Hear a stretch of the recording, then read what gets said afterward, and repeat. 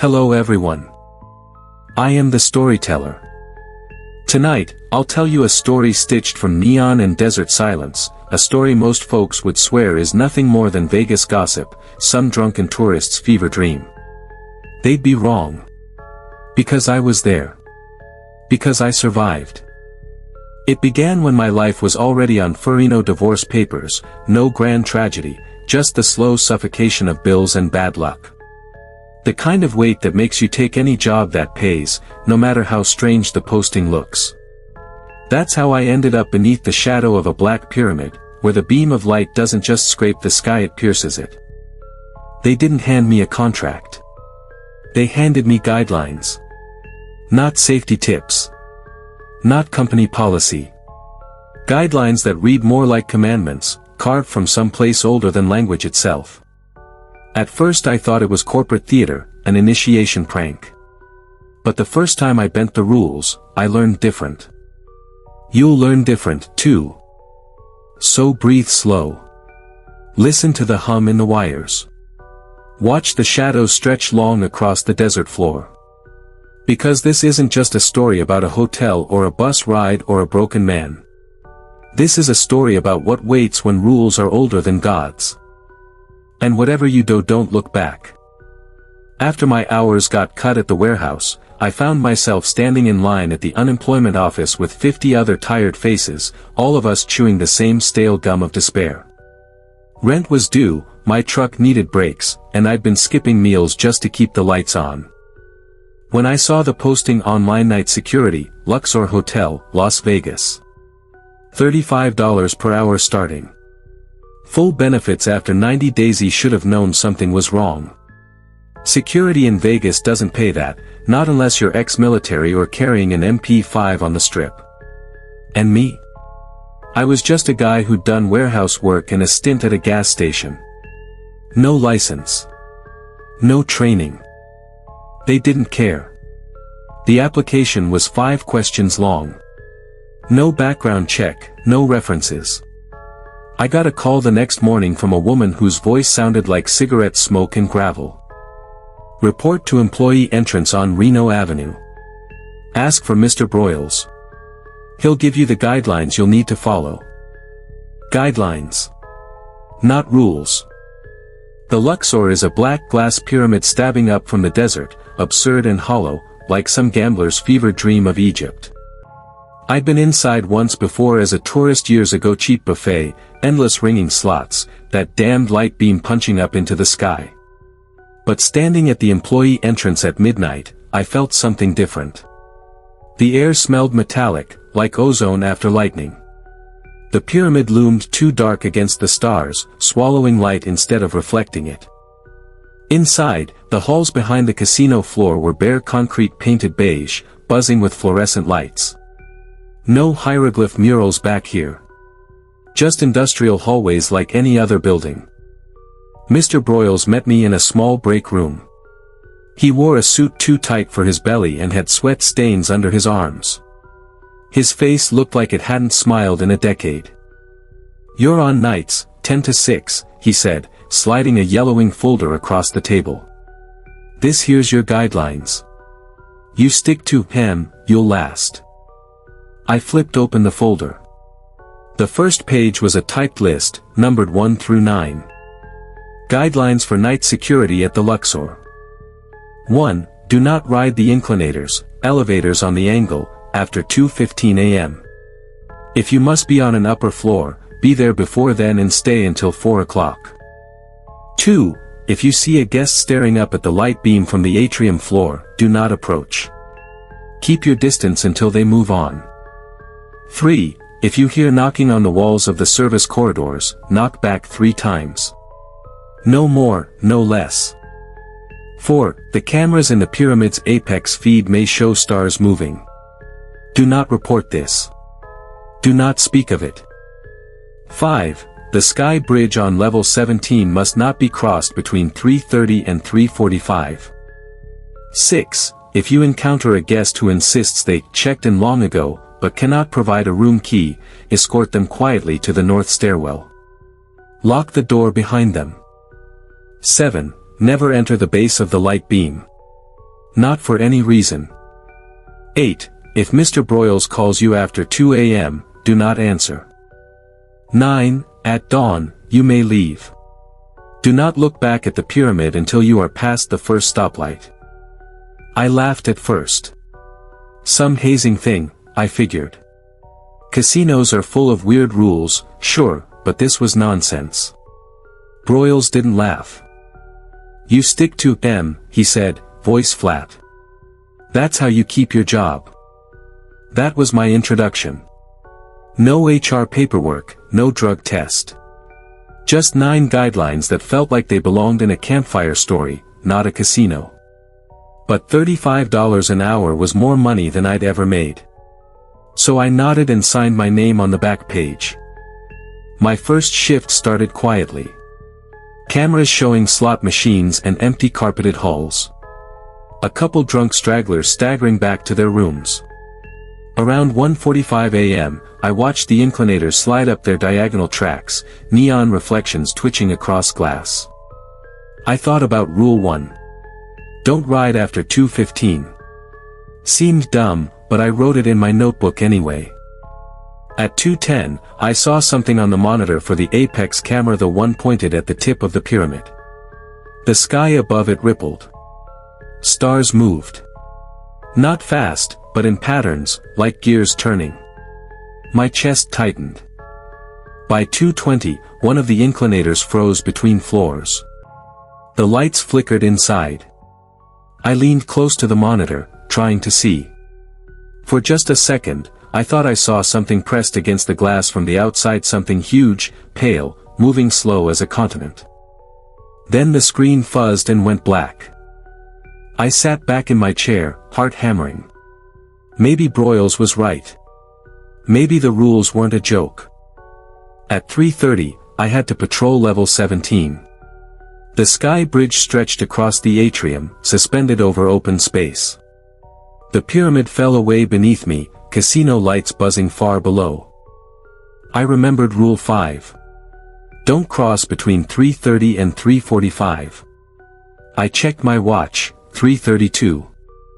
So I stopped. As I stood there, I heard not voices, exactly. More like air vibrating, a low hum that crawled up through my shoes into my bones.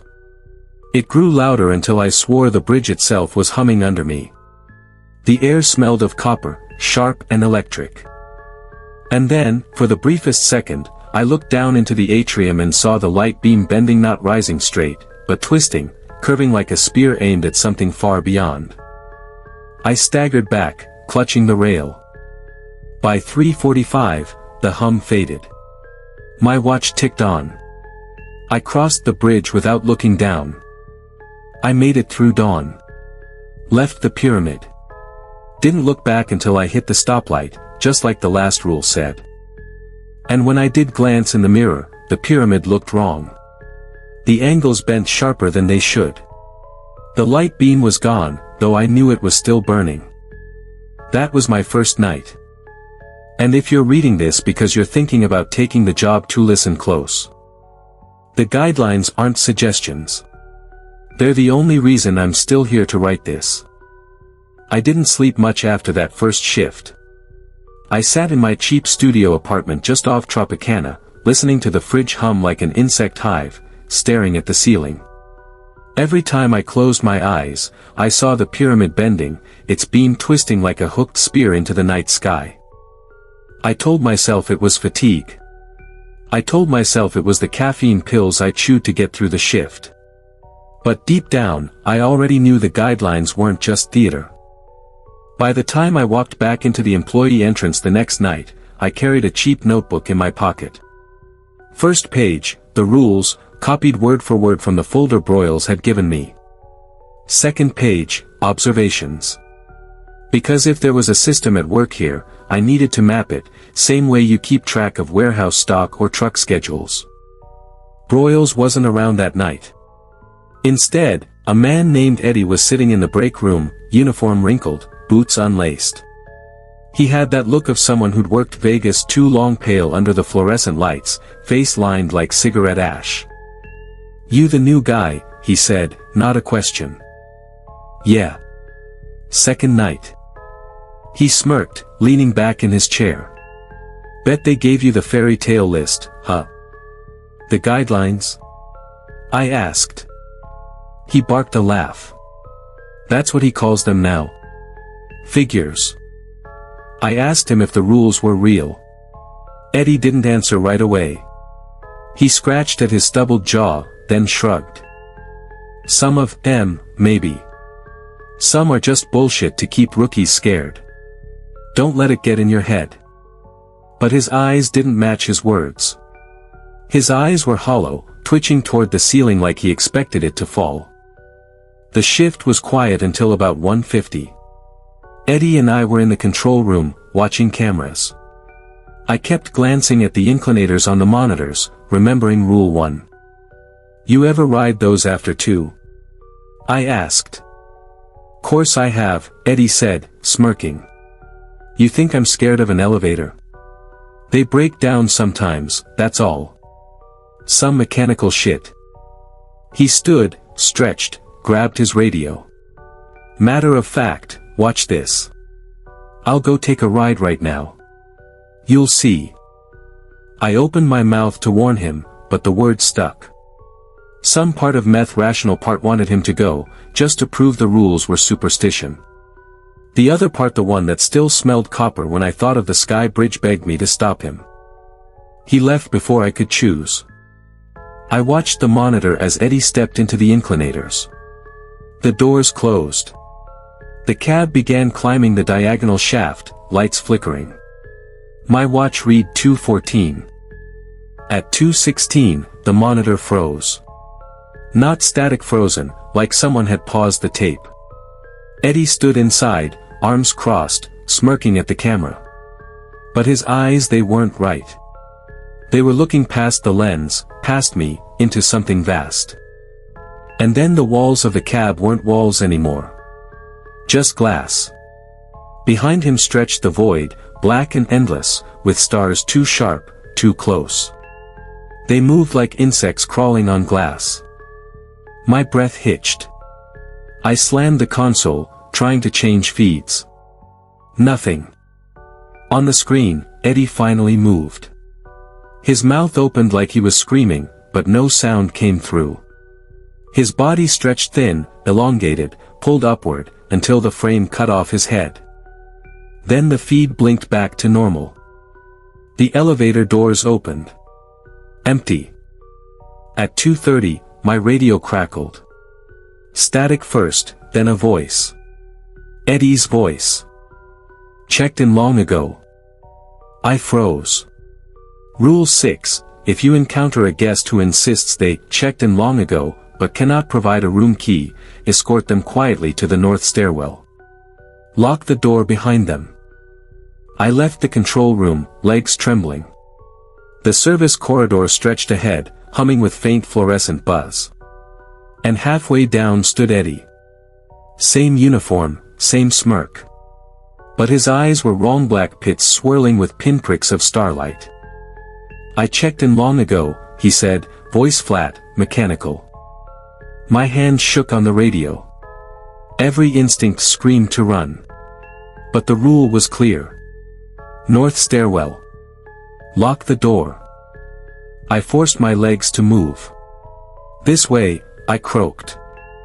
He followed. His boots didn't make a sound. Just the whisper of fabric, like wind in dead grass. We reached the stairwell. He stepped inside without resistance. And then he smiled wider, as if he knew something I didn't. I slammed the door and turned the key. The handle rattled once. Twice. Then silence. Back in the control room, I found Eddie's chair empty, his half-smoked cigarette still in the ashtray. By dawn, Broyles was waiting. I tried to explain, but he cut me off. You followed the guideline? I nodded. Then you'll be fine, he said. His face betrayed nothing. I wanted to ask if Eddie had been real. If he'd ever been here at all. But I already knew the answer. That was my second night. Now I understand the truth about the guidelines. They aren't there to keep order. They aren't even to protect the casino. They're to keep him whatever Uranus really is from noticing us too much. And God help you if you think you're above the rules. By the third night, I stopped laughing at the guidelines. I copied them again, in my notebook, this time in block letters, underlined twice. My handwriting looked nervous, uneven. Like my body already knew what my mind refused to admit, I wasn't dealing with broken elevators and flickering lights. I was dealing with something older, colder, vast. At 1 a.m., I walked the service corridor behind the north wing. It smelled faintly of mildew, though the walls were dry. The air tasted metallic, like I'd licked a battery. Then I heard it. Knock. Knock. Knock.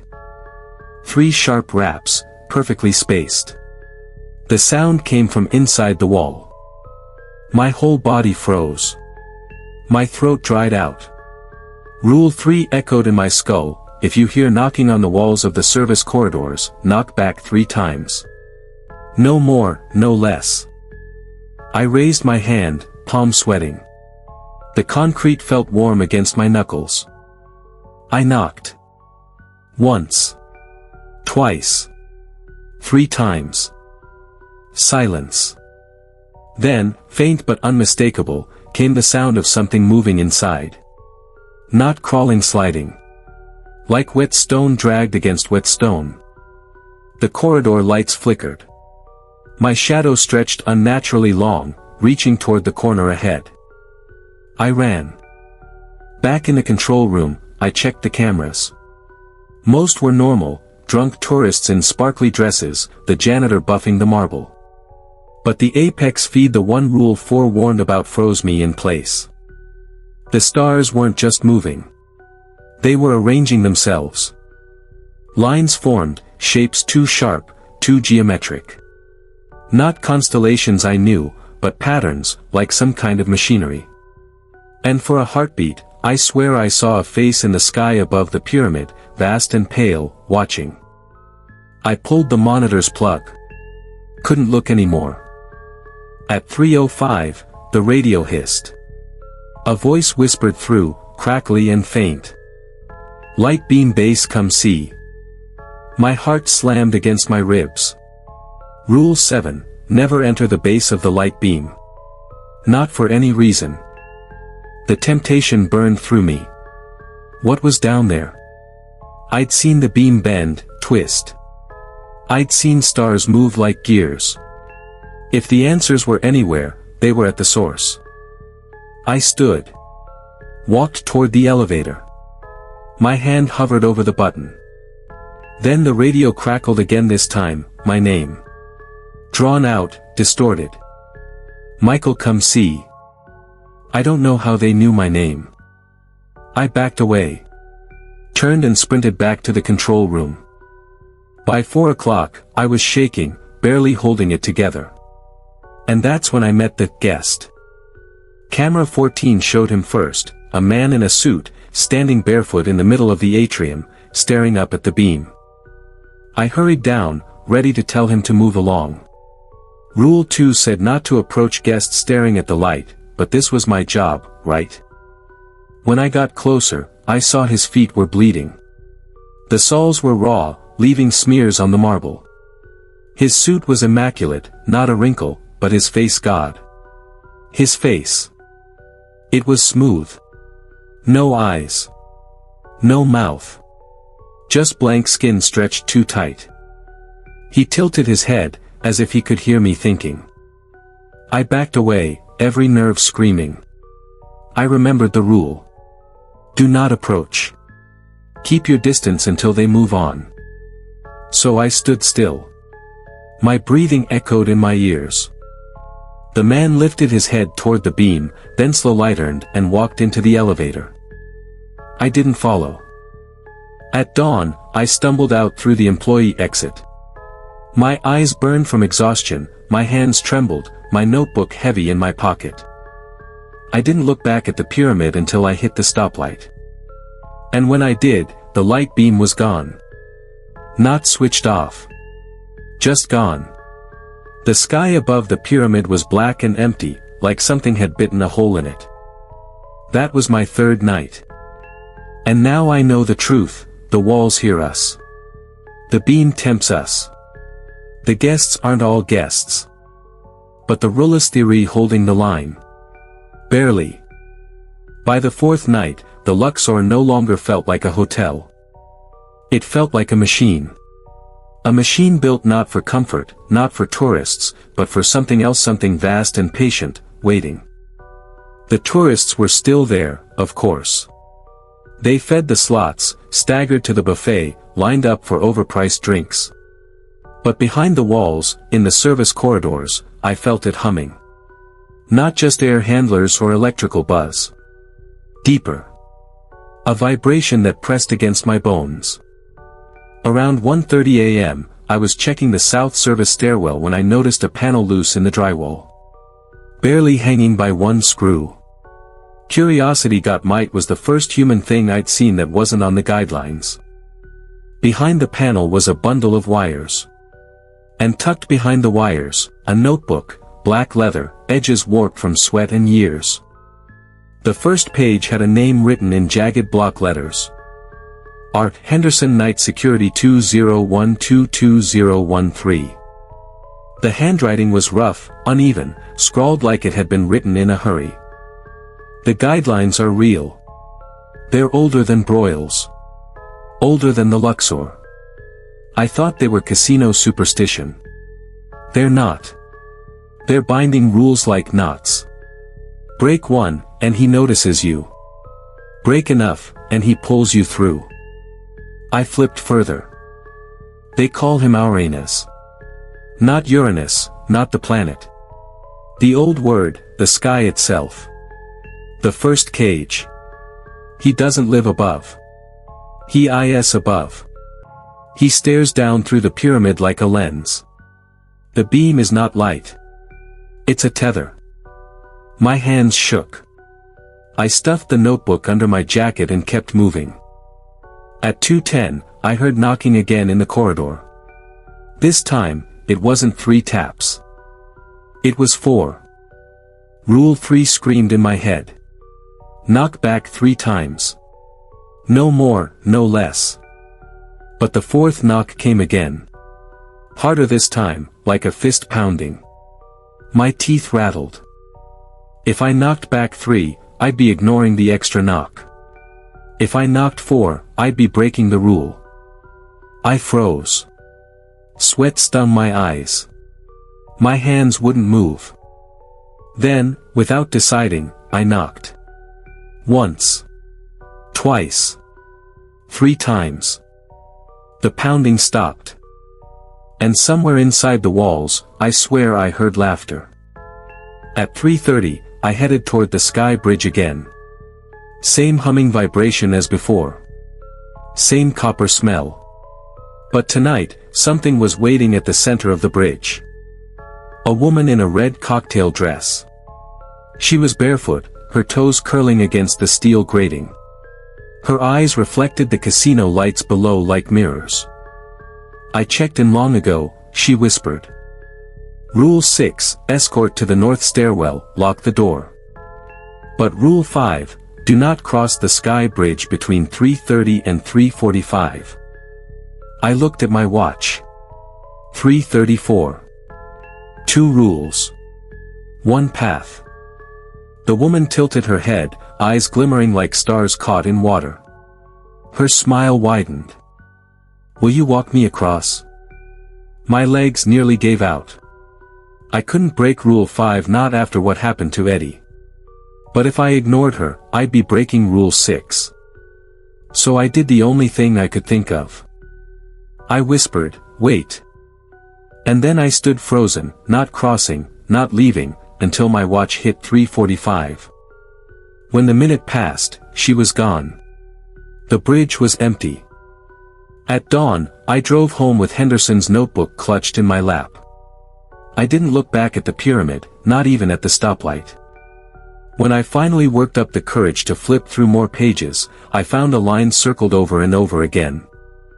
The rules will trap you. But breaking them sets him free. That was my fourth night.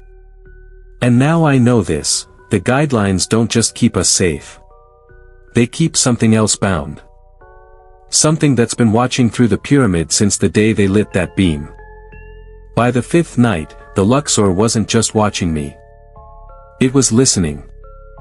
The service corridors hummed with pressure, like an ear pressed to the wall of the world. Every sound I made echoed back just a little too late, just a little too sharp. At 1:12, the knocking started. Not 3. Not 4. Just random taps, irregular, like someone fumbling. I froze. Waited. Then it came again. Tap. Tap. Tap. A pause. Tap. It wasn't asking me to respond. It was copying me. I raised my hand and tapped once. The wall tapped once. My skin went cold. I tapped twice. 2 knocks came back harder, like fists from the other side. I shoved my hands in my pockets and walked away fast, heart hammering. But I swear I heard one last set of knocks as I rounded the corner. 3 slow, deliberate taps. The rule. It knew the rule. At 2:40, the cameras went black. Not all of them, just the ones pointed at the beam. Instead of light, the feeds showed darkness pulsing, expanding and contracting like a lung. The whole pyramid seemed to breathe. And then the radio hissed. Not static breath. Shallow, raspy inhalations. I pulled the plug on the monitors again, but the hum didn't stop. It rattled through the walls, up through the floor. The Luxor was breathing, and every inhale felt like it was drawing me closer to something vast. At 3:15, a guest wandered into the staff hallway. A middle-aged man in khakis and a Hawaiian shirt. His eyes looked glassy, unfocused. I checked in long ago, he mumbled. My stomach dropped. Rule 6. Escort to the north stairwell. Lock the door. I guided him, hand trembling on his back. His skin was cold through the shirt. Too cold. As we neared the stairwell, he turned his head and whispered my name. Not sir, not hey.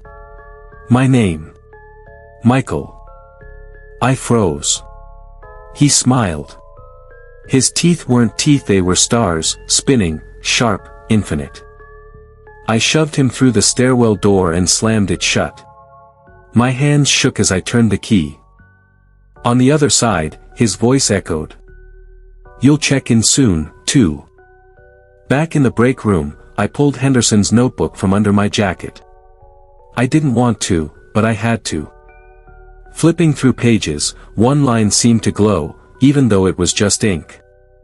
The beam breathes when he notices you. Do not answer the breath. Do not breathe with him. I snapped the notebook shut. But the words wouldn't leave. They repeated in my head like a chant, growing louder with every breath I took. At dawn, I stumbled outside. For the first time, the pyramid looked smaller. The desert sky dwarfed it. But then the beam pulsed just once and I realized the sky wasn't empty. It was full. And something inside it was turning its head toward me. That was my 5th night. And now I know this, the rules don't just control behavior. They control attention. Because once he notices you, you can't stop him from breathing with you. On the 6th night, I realized the pyramid wasn't just breathing. It was dreaming. And I was in it. The first sign was in the staff bathroom, around 12:30. I washed my hands, staring down into the cracked porcelain sink. I avoided the mirror. Rule 9 said, don't linger on reflective surfaces. I never wanted to know why. But when I bent to grab a paper towel, I caught sight of myself just a flicker. Except it wasn't me. Same face, same tired eyes. But the reflection didn't blink when I did. It just stared, lips twitching. I backed away. It smiled. And then it raised its hand and pressed it against the glass. I swear I felt it like cold water running over my skin. Like the mirror wanted me inside. My chest tightened, breath locking up. The world tilted sideways. Henderson's notebook was in my pocket. I yanked it out and flipped it open at random. My eyes landed on scrawled words in the margin. If the reflection beckons, break your sightline. He can't take what isn't seen. I squeezed my eyes shut and stumbled backward, knocking the soap dispenser off the wall. When I opened them again, the mirror was empty. Just me. Just my face. But I wasn't sure anymore if it was mine. At 2:02, the radio came alive. Michael. Not static. Not breath. My name. Said in a woman's voice. I froze. It wasn't anyone I knew. Not staff. Not a guest. The voice whispered again. Come outside. He wants you. The beam on the cameras pulsed in time with the words. I almost went. God help me, I almost did. But the notebook saved me again. A sticky note between 2 pages, almost falling out. The voices are not hers, or his, or theirs. They are only the sky using mouths. Do not go when called. I turned the radio off and unplugged it from the wall. Didn't matter. The whisper kept curling in my ear, soft as wind. Michael. At 3:45, time broke. I was walking the north corridor when the lights flickered. One step forward, then suddenly I was at the other end of the hallway, heart racing, out of breath, like I'd been running. I checked my watch. 3:46. I checked again. 2:19. The numbers swam, then settled back on 3:47. The air pressed in heavy, like I was walking underwater. And the walls were moving. Not shifting, breathing. Expanding. Contracting. Like the Luxor was inhaling me. I ran. I don't even remember choosing to. My legs just moved, carrying me to the break room, where I locked the door and sat with Henderson's notebook open in my lap. One line had been underlined, over and over until the paper tore. If he pulls you, anchor yourself with pain. Bleed if you must. Flesh keeps you human. I bit my lip hard enough to draw blood. Metallic warmth filled my mouth. The walls steadied. Time clicked back into place. 3:52. I was still here. Dawn came slow, cruel. I walked outside into the desert heat, blood still tacky on my lip, eyes stinging from exhaustion. The beam shut off like a switch, clean and perfect, like nothing had happened. But I know better now. It isn't just a light. It's an opening. And on the 6th night, the opening tried to keep me. By the 7th night, I stopped pretending this was a job. It wasn't work anymore. It was survival. 11:30 p.m. The shift had barely begun when the north corridor stretched again. It wasn't just longer. The walls leaned inward, slanting like the pyramid was folding me into its ribs. The air smelled like copper and ozone, sharp enough to sting my nose. I counted my steps. 10. 15. 20. Still no door where there should have been one. When I turned back, the hallway was gone.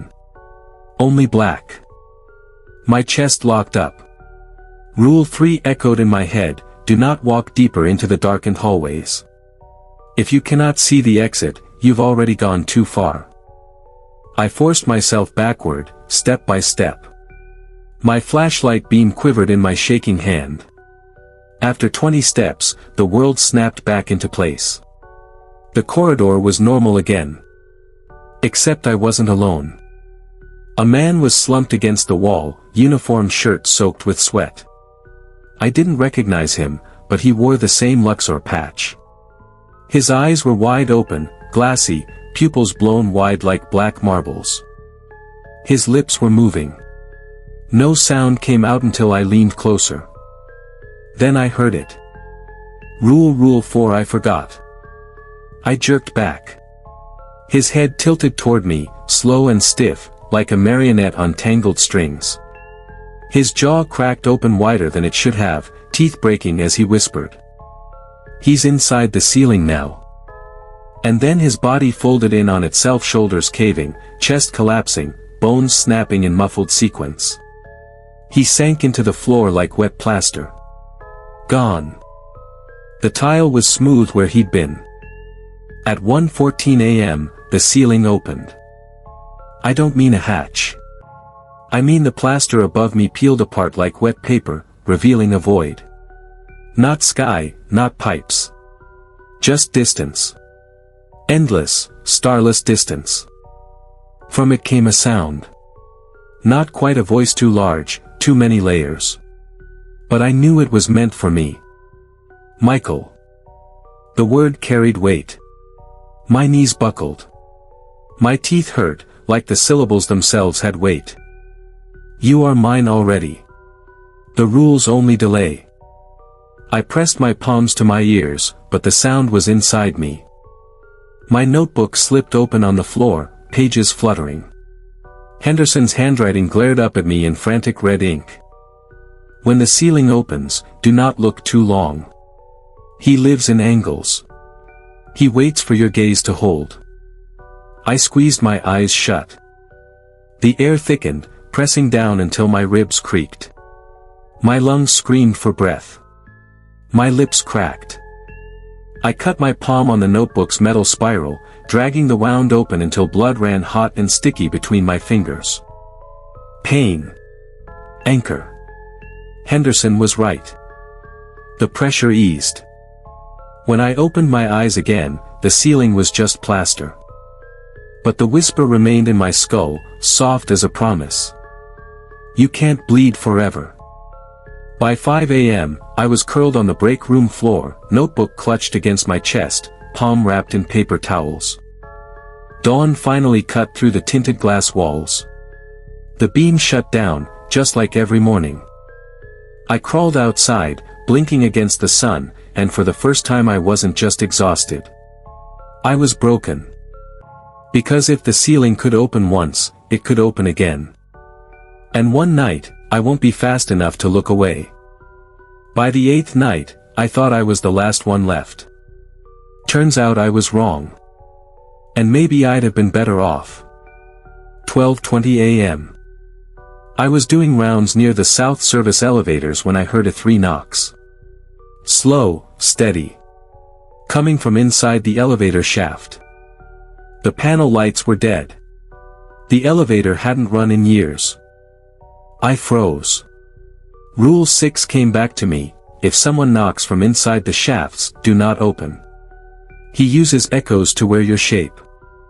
But the knocking wasn't random. 3 knocks. Pause. 2 knocks. Pause. 3 knocks again. Morse code. SOS. I told myself to walk away.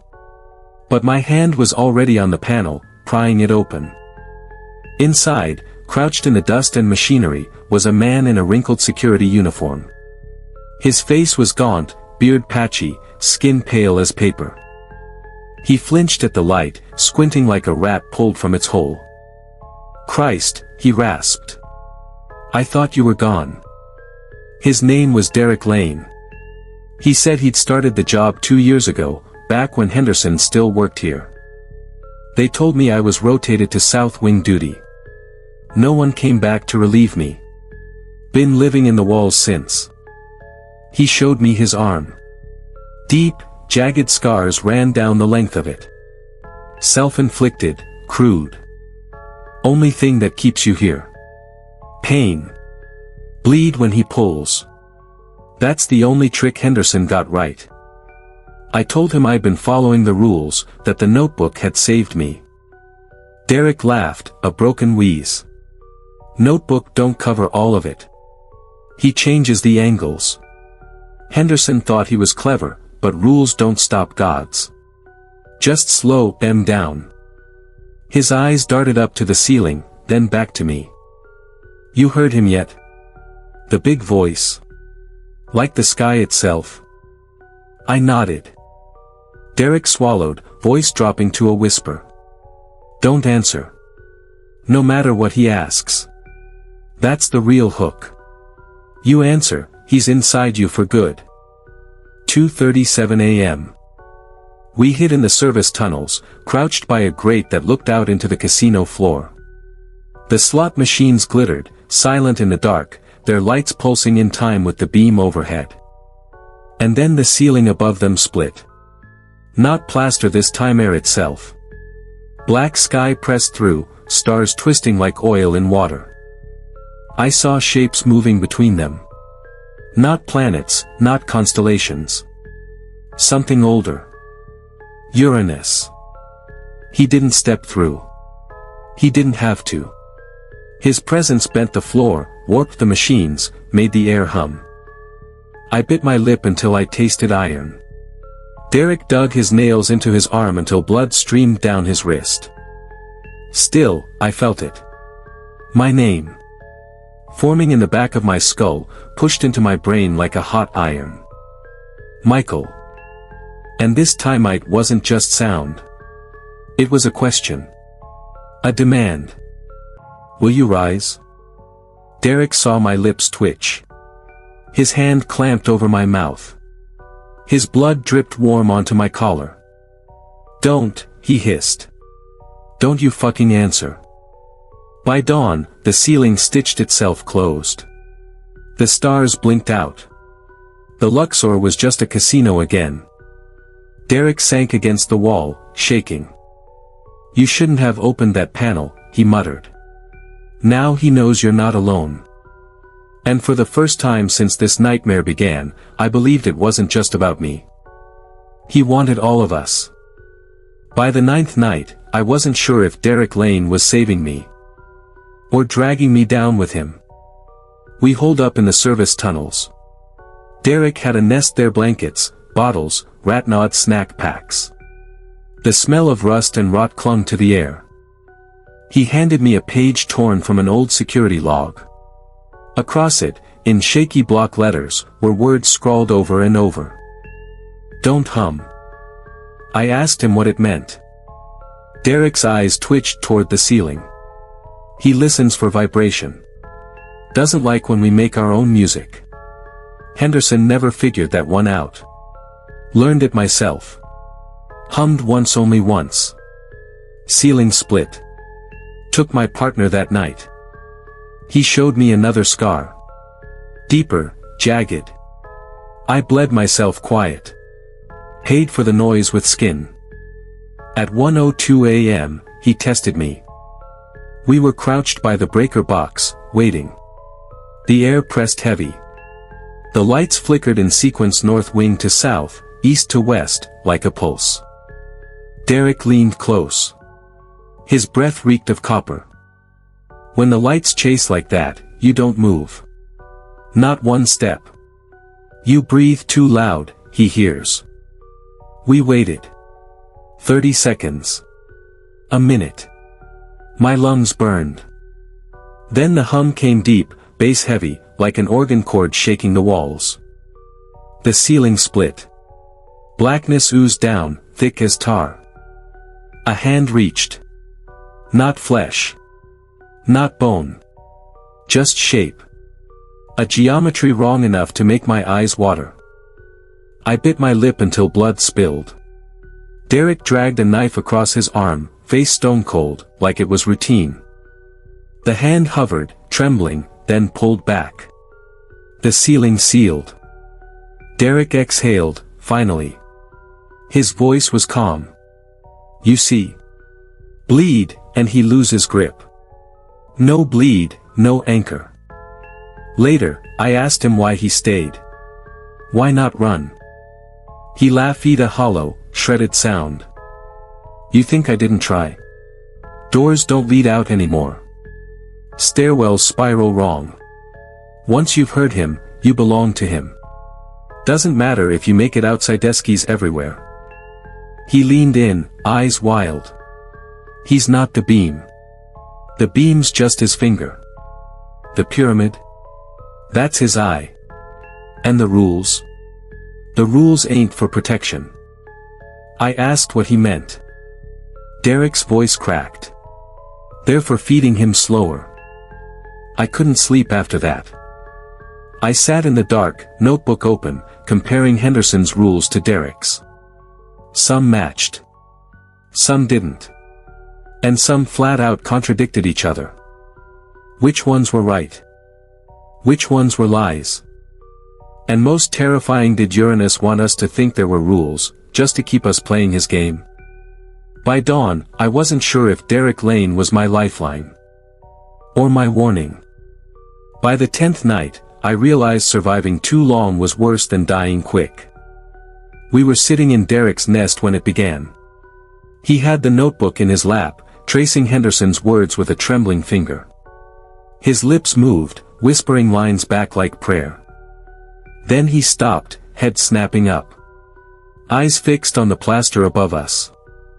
"Do you hear him?" he whispered. I shook my head. He smiled, cracked and hollow. "That's because he don't want you yet." "But me? He's always talking." He stood, spreading his arms like a preacher. "You got to give him something, Michael. Henderson was wrong about that part. Don't just resist offer. Show respect." Before I could stop him, Derek slit his palm wide open. Blood dripped onto the concrete. "See? He likes it." The ceiling quivered. Plaster peeled. Angles shifted like wet origami folding wrong. Shapes bent down. Not hands this time. Eyes. Dozens. Starless holes that blinked open in the ceiling, each one aimed at Derek. I bit down on my tongue until blood filled my mouth. "Anchor. Anchor." Derek laughed, blood streaming off his hand. "See, Michael. He takes it. He takes it and spares me." The eyes blinked. One by one, they turned toward me. I felt it, me name forming again, heavy in the marrow of my bones. "Answer." Derek grabbed my arm, nails digging into flesh. His whisper was desperate now, not proud. "Say something. Just say anything.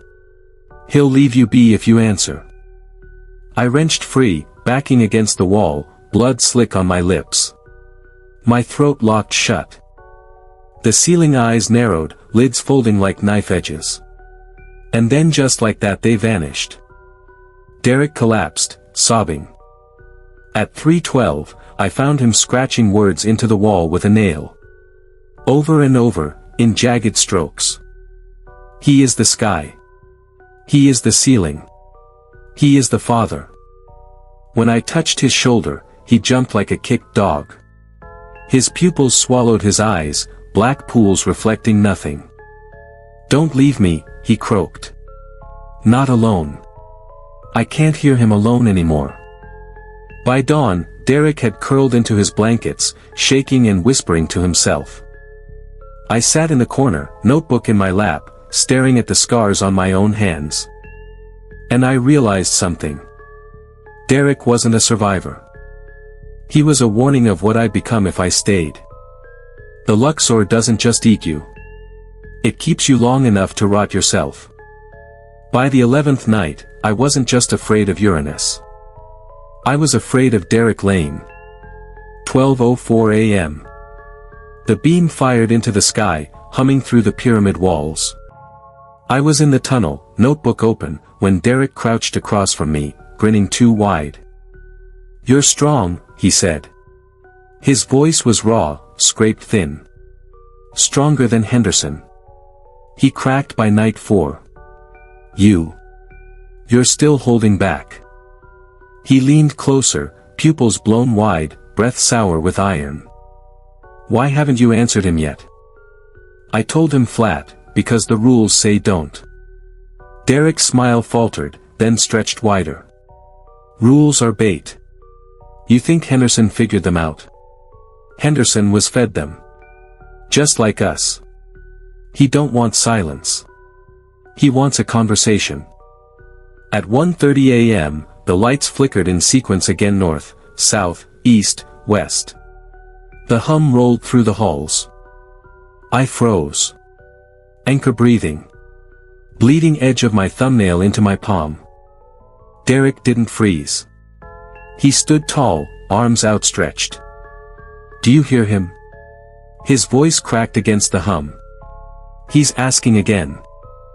The ceiling split. Angles unfolded like ribs tearing apart, revealing a void beyond. I saw stars churn, but wrong, too close, too fast, orbiting one another like flies around meat. A voice pressed into my skull. Will you rise? My teeth clenched until I thought they'd crack. Derek shoved me against the wall, knife flashing in his bloody hand. Say it. Just say yes. That's all he wants. The void groaned. Air thickened, pressing in on my chest. My throat closed. Derek's blade hovered at my cheek. His eyes were wild, veins dark against his skin. He won't stop, Michael. He'll keep opening the ceiling until you give him what he wants. Say it. I didn't. I bit my tongue until blood sprayed down my chin, choking me, gagging me. The eyes blinked open again, dozens this time, cutting the void into fragments. Each one fixed on me. My lungs collapsed under the weight of it. But I stayed silent. The ceiling slammed shut like a door. Derek dropped the knife, staring at the plaster above us. His chest heaved. Then he started laughing. Low at first, then higher, until it cracked into sobs. You're gonna kill us both, he wheezed. You think rules save you? Rules don't save. They stall. You'll see. He curled into the corner, rocking back and forth, whispering to himself. And I realized something cold. Derek wasn't trying to save me anymore. He was trying to drag me down with him. By dawn, I had the knife tucked into my boot. Not because of Uranus. Because of Derek. The 12th night started with silence. Not the humming silence I'd grown used to, deep, charged quiet of Uranus moving under the desert sand, but a dead silence. The lights in the atrium were out. The fountains weren't running. Even the air vents stopped their endless rattle. It felt like the building was holding its breath. Derek and I sat in the security office, two red dots glowing on the camera monitors where the pyramidal corners should have been. Not video feeds, just red. Tonight's it, Derek whispered, voice hoarse. Final test. He's gonna open the door for you. For me? I asked. Derek smiled without humor. I'm just the usher. Always have been. 1:02 a.m. The beam fired. Except this time it didn't shoot upward. The light bent, curling downward, pouring like liquid through the floors. The atrium inverted, stairs climbing sideways, elevators running horizontal, the entire geometry collapsing into itself like a mouth folding shut. Cameras showed impossible things. Hallways stacked atop one another like shuffled cards. Doors opening into blank sand dunes. Guests frozen mid-step, unmoving, caught between frames of reality. And above it all, the voice. Will you rise? Derek grabbed my arm, dragging me toward the service stairwell. His nails dug into my skin, feverish strength burning in his grip. This is the threshold, he shouted over the groaning walls. He wants you. Just one word. Say it and we leave this coffin. We go up above time, above debt, above rot. The stairwell was wrong. Steps spiraled sideways, leading up and down at once. A copper taste coated my mouth. Will you rise? The voice seeped into my bones, thick as tar. Derek shoved me against the wall again, knife flashing from his pocket. He chose you. Not me. But I'll drag the word out if I have to. I'll admit this now. For the first time, I almost said it. The pressure was unbearable. My ears bled. My eyes swam with stars not in our sky. The rules felt flimsy compared to the weight of that question. But then I saw the notebook in my jacket pocket, the one with Henderson's shaky handwriting, the one rule underlined twice in red ink. Never answer. I bit my tongue until blood ran down my chin, tasting rust and salt. And I shook my head. Derek screamed, a sound I'll never forget, half despair, half rage. He lifted the knife. The walls groaned. The ceiling split again. 1,000 eyes opened above us. Derek dropped the blade. Fell to his knees. And for the first time, he answered. Yes. The eyes blinked. Every single one turned on him. Derek's body lifted from the floor, bones crackling like kindling. His limbs bent backward. His jaw unhinged wider than any human mouth should, spilling light that wasn't light, burning blue, alive, crawling like worms. He screamed once, then didn't. What remained of him was pulled into the ceiling, shredded through a geometry I couldn't follow. The knife clattered on the steps. And the voice shifted. You did not rise. The ceiling slammed shut. I was alone in the stairwell, bleeding from ears, nose, tongue. Derek was gone. The silence came back. Not peace. Not safety. The silence of being the last one left. I don't remember walking down the stairs. 1 minute, I was watching Derek unravel into blue fire and screaming geometry. The next, I was in the atrium again, standing by the base of the black pyramid where the gift shop should have been. Except the shop wasn't there anymore. None of it was. The Luxor had folded inside out. Hallways opened into sandstorms that spun without wind. Elevators hung sideways in the air, moving with no cables, passengers frozen mid-breath like mannequins. The lobby's velvet ropes twisted into infinite knots, stretching down corridors that never ended. And above it all, the light no longer a single beam, but a lattice, a web of blinding strands that pulsed in patterns I couldn't keep up with. Every flash carried a question. Every pulse wanted an answer. I pulled Henderson's notebook from my pocket, hands shaking. The pages were different. I swear they were different. Whole sentences had rewritten themselves in his jagged handwriting. If you lose the floor, do not trust the ceiling. If you see your reflection moving out of sync, look away. If the voice grows kind, it is lying. And a new line, one I'd never read before. The rules will bend when the pyramid turns. Follow the oldest one, silence. 3:27 a.m. I followed the rules like they were oxygen. When a mirrored wall showed me walking a second behind myself, I turned away. When the ceiling rippled with starlight that wasn't ours, I didn't step beneath it. But silence was hardest. The voice didn't boom anymore. It whispered. Soft. Friendly. Like someone sitting across the table at a diner, trying to put me at ease. You don't have to be alone in here. They all left you. I can show you why. One word. That's all. My throat ached with the weight of unspoken words. I wanted to scream, to curse, to say anything. But I bit my tongue bloody again and kept walking. The pyramid bent time. I crossed the atrium 3 times and ended back at the same column every time. A hieroglyph carved into the stone pulsed faintly, sand grinding in the air around it. The glyph was Uranus' name, though I didn't know how I knew that. Something ancient was waking in me. Something that understood these marks, these rules, without ever studying them. By 4:11 a.m., I found the hotel rooms. Doors lined the hallway, each slightly wrong. Numbers rearranged themselves when I blinked. Some doors were too small, others stretched floor to ceiling. One breathed, with swelling with each inhale. I made the mistake of looking through a peephole. On the other side was mestering back.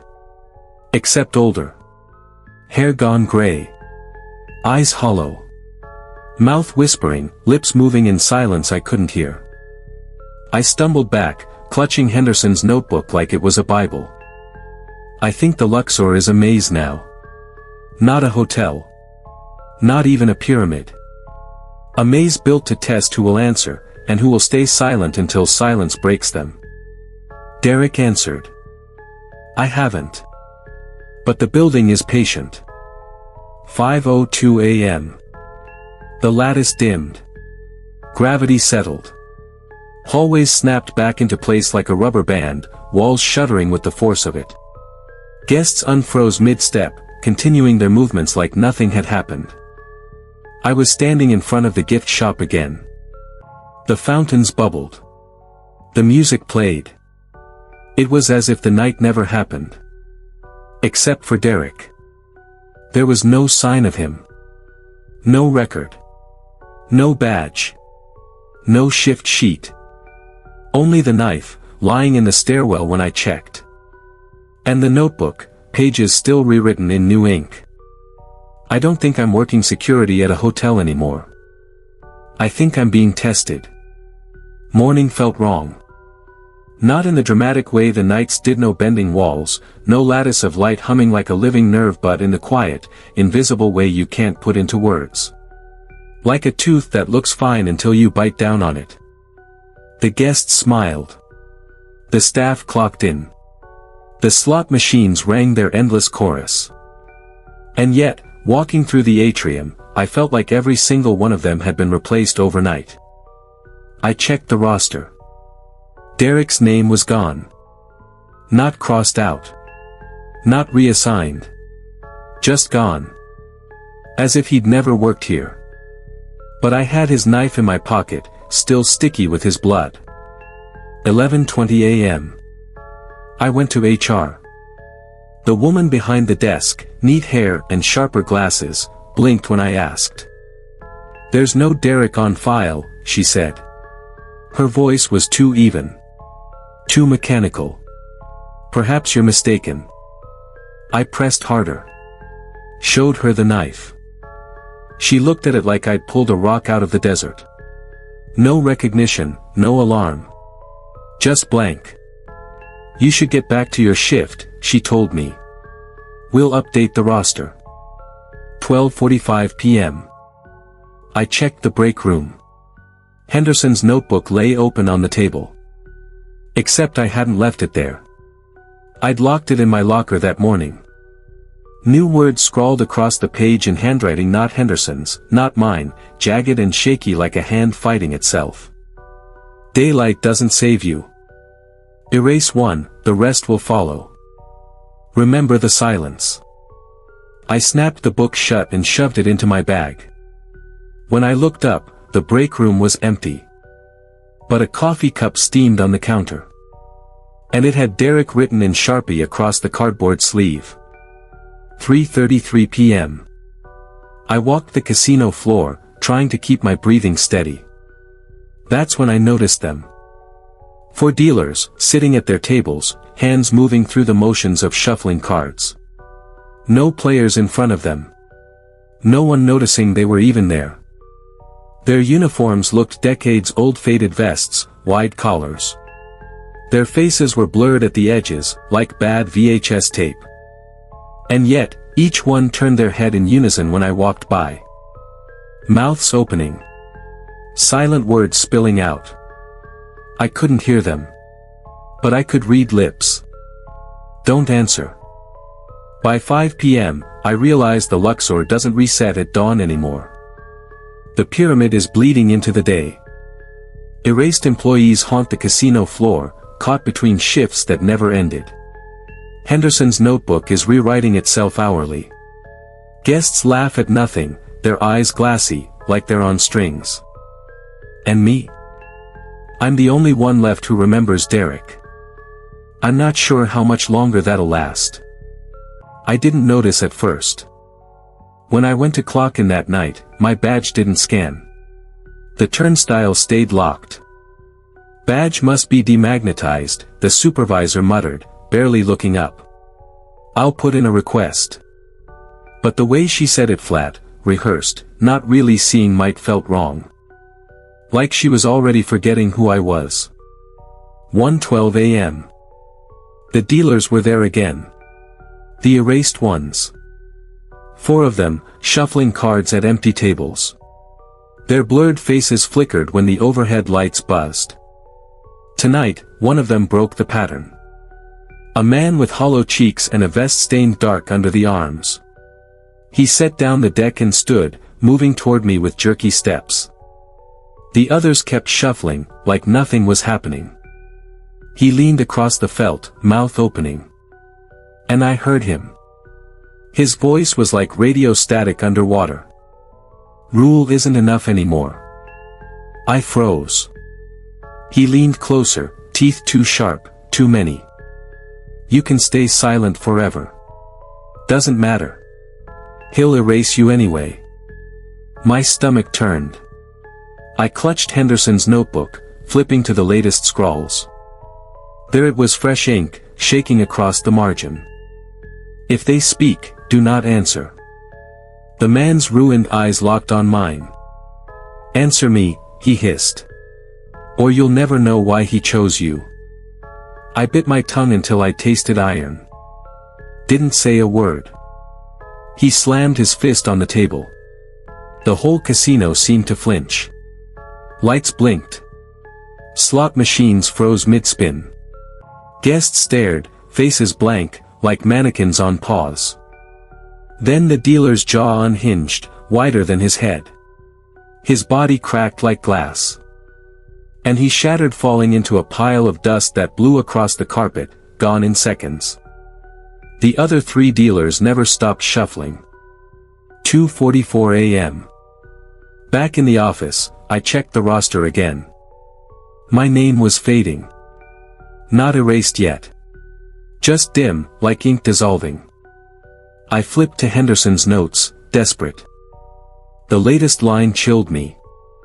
You are not permanent. Keep moving, or be forgotten. I think I understand now. The silence rule kept me alive, but it won't keep me remembered. And once I'm forgotten, I'll be another ghost at the table. Shuffling cards forever. By noon, my name was gone. The roster outside the security office had no trace of me. No badge. No file. Not even a line where my name used to be. But I was still here. I needed proof, something that said Michael Cross existed before the Luxor swallowed me whole. 12:32 p.m. I called my sister. The phone rang, and when she answered, my throat nearly broke with relief. Emily, it's me, I said. It's Michael. Listen, I don't have long. Write this down. Please. I need you to remember me. Her silence dragged. Then she said, who is this? It hit like a blade. You know who I am, I begged. You're my sister. I was at your wedding, Her voice cut through, flat and confused. I don't have a brother. The line clicked dead. 1:15 p.m. The Luxor has an archive. I found it behind the HR office, rows of filing cabinets, too many for the space they occupied. Drawers stretching impossibly deep, humming faintly, like machinery under strain. I pulled one open. Pages and badges spilled out, hundreds of them. Thousands. Names, faces, uniforms. All employees who'd vanished. Some from years back. Some from last week. Some from shifts I remembered working with. Except now I couldn't recall their faces. And then I saw it. A file with my name. Cross, Michael. Security. The sheet was half erased. Photo blurring at the edges, words smudging to gray. Proof I existed. Proof I was fading. I shoved the folder into my jacket, clutching it like it was my lifeline. 3:03 p.m. In the atrium, the erased dealers were waiting. Not shuffling this time. Standing. Watching. Their mouths open together, whispers crawling through the air like insects. Paper won't save you. Records are illusions. He forgets faster than you can write. I pressed the folder to my chest and kept walking. They didn't follow. But I knew they would. By 4:40 p.m., I had nothing left but the file in my pocket and Henderson's notebook in my hand. If the Luxor wanted me forgotten, I'd fight the only way I could. I'd leave marks it couldn't erase. On walls. On stairwells. On the inside of my own skin if I had to. Because the silence rule might keep me alive. But proof is the only thing that'll keep me real. 7:08 p.m. I carved my name into the locker room wall. Michael Cross. I exist. Each letter cut deep into the paint with Derek's knife. By the time I came back 10 minutes later, the words were still there. But they didn't say my name anymore. They said. I answered. 8:22 p.m. I tried again. Ballpoint pen, ink pressed hard into my arm. M. Cross. September 7th, 25. Proof written into flesh. I blinked once, looked down, and the letters twisted, black lines writhing like worms beneath my skin until they formed. He knows you. The ink bled into my veins, spiderwebbing under the skin. I scrubbed until my arm burned raw, but the word stayed, pulsing faintly like a second heartbeat. 9:15 p.m. The archive file, the only clean proof I had, shifted in my jacket. When I pulled it out, the photo wasn't mine anymore. It was the hollow-cheeked dealer, the one who shattered when he spoke. The name tag under it read. Cross, Michael erased. I dropped the folder, bile climbing my throat. The file dissolved before it hit the ground, scattering into ash. 10:46 p.m. The erased dealers followed me now. No tables. No cards. Just footsteps behind me, always at the edge of my vision. Whispering in broken voices. Stop scratching. Stop fighting. Nothing you carve stays true. One leaned close enough that his breath chilled my ear. You're writing in sand. He is the tide. Midnight. The Luxor hummed with power, the lattice above firing brighter than I'd ever seen. Guests froze mid-laugh, dealers paused mid-shuffle. Everything held its breath. And then a new rule scrawled itself across Henderson's notebook. When proof turns to lies, trust only pain. I looked down at the knife in my hand. And for the first time, I wondered if I'd have to carve deeper than skin. 12:09 a.m. The notebook's new line burned in my head. When proof turns to lies, trust only pain. So I did. I took Derek's knife into the stairwell, pressed it against my forearm, and cut. Not deep. Just enough to scar. M. Cross. The pain was real, hot and sharp, the sting anchoring me in a way pen and wall never could. For 5 minutes, it worked. The letters stayed. Blood welled true. And then the wound twisted. The lines curved, split, reformed. The scars spelled something else. Mine. 12:47 a.m. I tried again, harder. Across my chest, shallow cuts, words burned in blood. I exist. I watched them close over, knitting into puckered scars instantly, like time had skipped forward. The scars rearranged themselves, crawling across my skin like worms until they spelled. You serve. I collapsed against the wall, chest heaving, knife slick in my hand. The Luxor wasn't letting me mark myself. It was writing through me. 1:33 a.m. I tore through Henderson's notebook, desperate for another rule, another loophole. But the pages were blank. Every one of them. Until I reached the very back.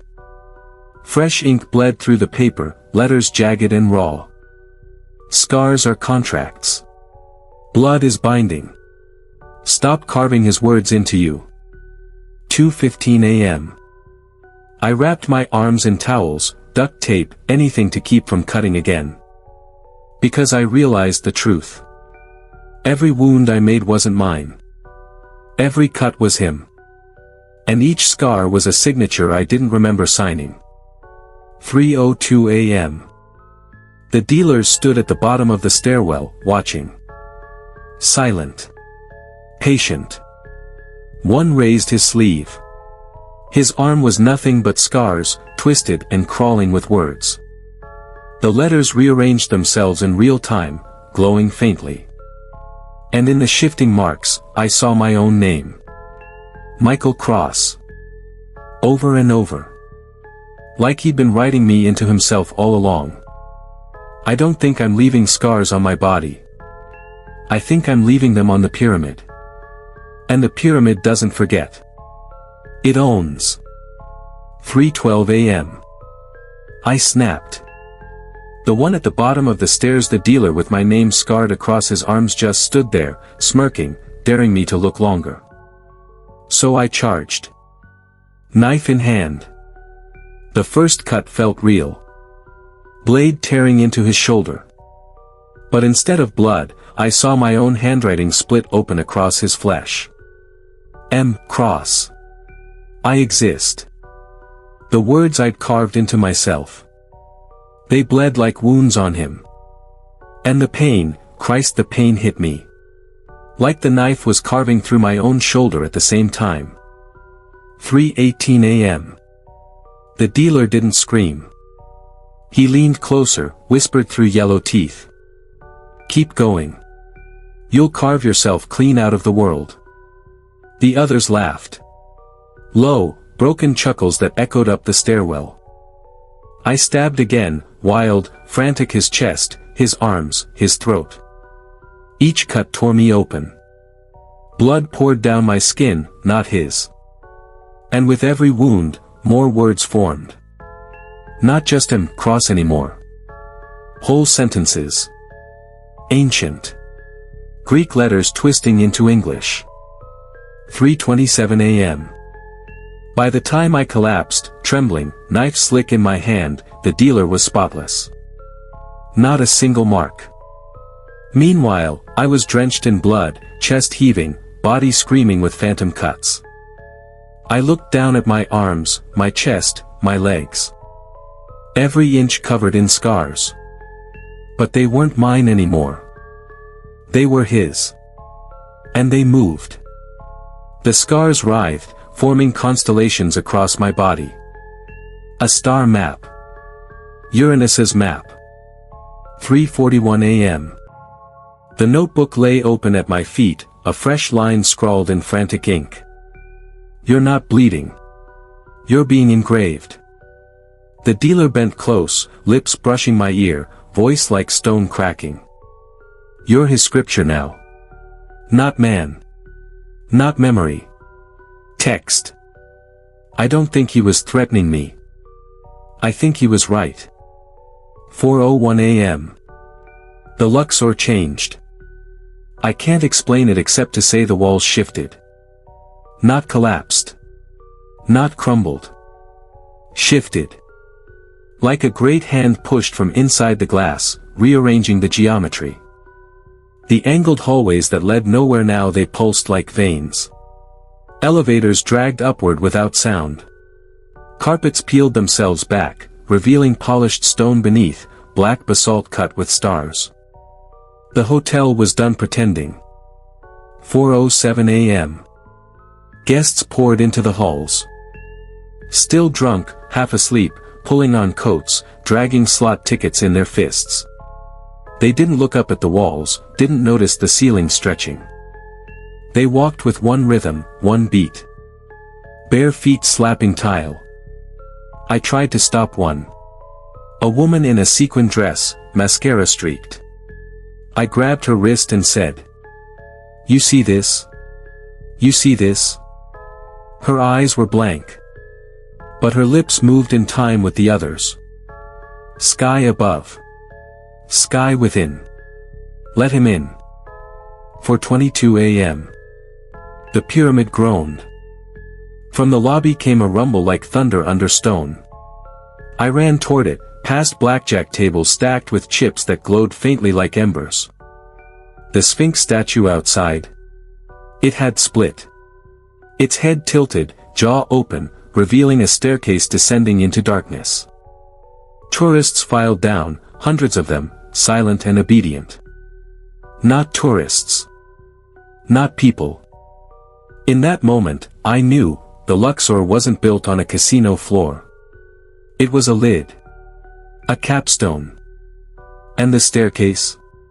A throat. Leading straight down into Uranus. 4:31 a.m. I staggered back, clutching my arms, my star maps. The notebook flipped itself open in my hand. Pages tearing, flapping in wind that came from nowhere. New line. When the throat opens, he swallows. When the mouth closes, only scripture remains. I wanted to scream. But then I saw them, dealers, housekeepers, security guards, all standing at the railing, watching me. All of them with scars like mine. All of them engraved. And every single one whispered the same thing, breathless and reverent. "You're next." 4:46 a.m. The crowd pulled me with them. I didn't want to go. God knows I didn't. But the air down there, it hummed. A low frequency that pressed against my bones, vibrating my teeth. My legs moved like they weren't mine, every step timed with the pilgrims. Bare feet slapping stone. 1 2 3. 1 2 3. 4:58 a.m. The staircase twisted down and down, further than the Luxor should go. The air grew colder. Then warmer. Then thick, as though I was breathing dust mixed with copper. The walls weren't drywall anymore. They pulsed, black stone flecked with silver veins. They glittered faintly, like starlight bleeding through cracks. Someone whispered ahead of me. Sky beneath the ground. Sky that devours. 5:07 a.m. We entered the chamber. It wasn't a basement. It wasn't even underground. It was a sky. Above us stretched an impossible dome, painted not with plaster but with real constellations moving, shifting, alive. I swear to you, I saw Saturn's rings cutting across the ceiling. I saw comets trailing fire. The Luxor's pyramid was just the entry point. This was the womb. 5:15 a.m. The pilgrims fell to their knees. One by one, they bent forward, pressing their faces to the floor. Whispering. Their voices blended into a single phrase, over and over. Uranus, our sky. Uranus, our cage. Uranus, our blood. The words dug into me. My scars burned. I collapsed, chest to the ground, twitching. And the stone beneath me shifted. It wasn't stone anymore. It was skin. 5:22 a.m. The notebook skittered beside me, pages flapping like wings. A new line carved itself across the paper, each word etched in deep gouges. You are not his victim. You are his altar. I looked up. And there he was. Not Uranus, not all of him. Just an outline. A silhouette the size of a mountain, framed in starlight. No face. Only a vast horizon of eyes blinking in sequence. And when they blinked, the dome shifted, and the constellations moved with them. 5:31 a.m. I realized then. We weren't looking at the sky. We were inside his skull. And the Luxor wasn't a hotel. It was a lock. And someone had just turned the key. 5:42 a.m. The pilgrims bent lower. Foreheads pressed to the living stone, their whispers swelling into a single hum. It vibrated through the chamber like the strings of some vast instrument. And my skin lit up. The scars on my arms, chest, legs. They burned, glowed, rearranged themselves into constellations I didn't know but somehow understood. 5:49 a.m. I opened my mouth to scream. And his words came out. Not mine. His. Deep, jagged syllables that cracked the air. Language that was older than anything, spilling from my throat like blood. The pilgrims gasped. They raised their hands. Every word I spoke, they repeated. Every sentence, they chanted. I wasn't Michael anymore. I was a mouthpiece. 6:01 a.m. The notebook wrote as I spoke, pages filling with the same alien text. Lines and lines, all sharp, all jagged. But then, halfway through, the words bent warped into English. I was the first sky. The prison above the earth. The one your kind tried to bury in stone. I didn't know if he was talking to me, or through me. But the scars shifted again, spelling something new across my chest. Altar. 6:10 a.m. My body jerked. My arms spread wide. The pilgrims crawled closer, touching the floor, touching each other, waiting for instruction. And I gave it. Not because I wanted to. Because Uranus bent my tongue like a lever, turned my jaw into machinery. The words left me. Cut yourselves open.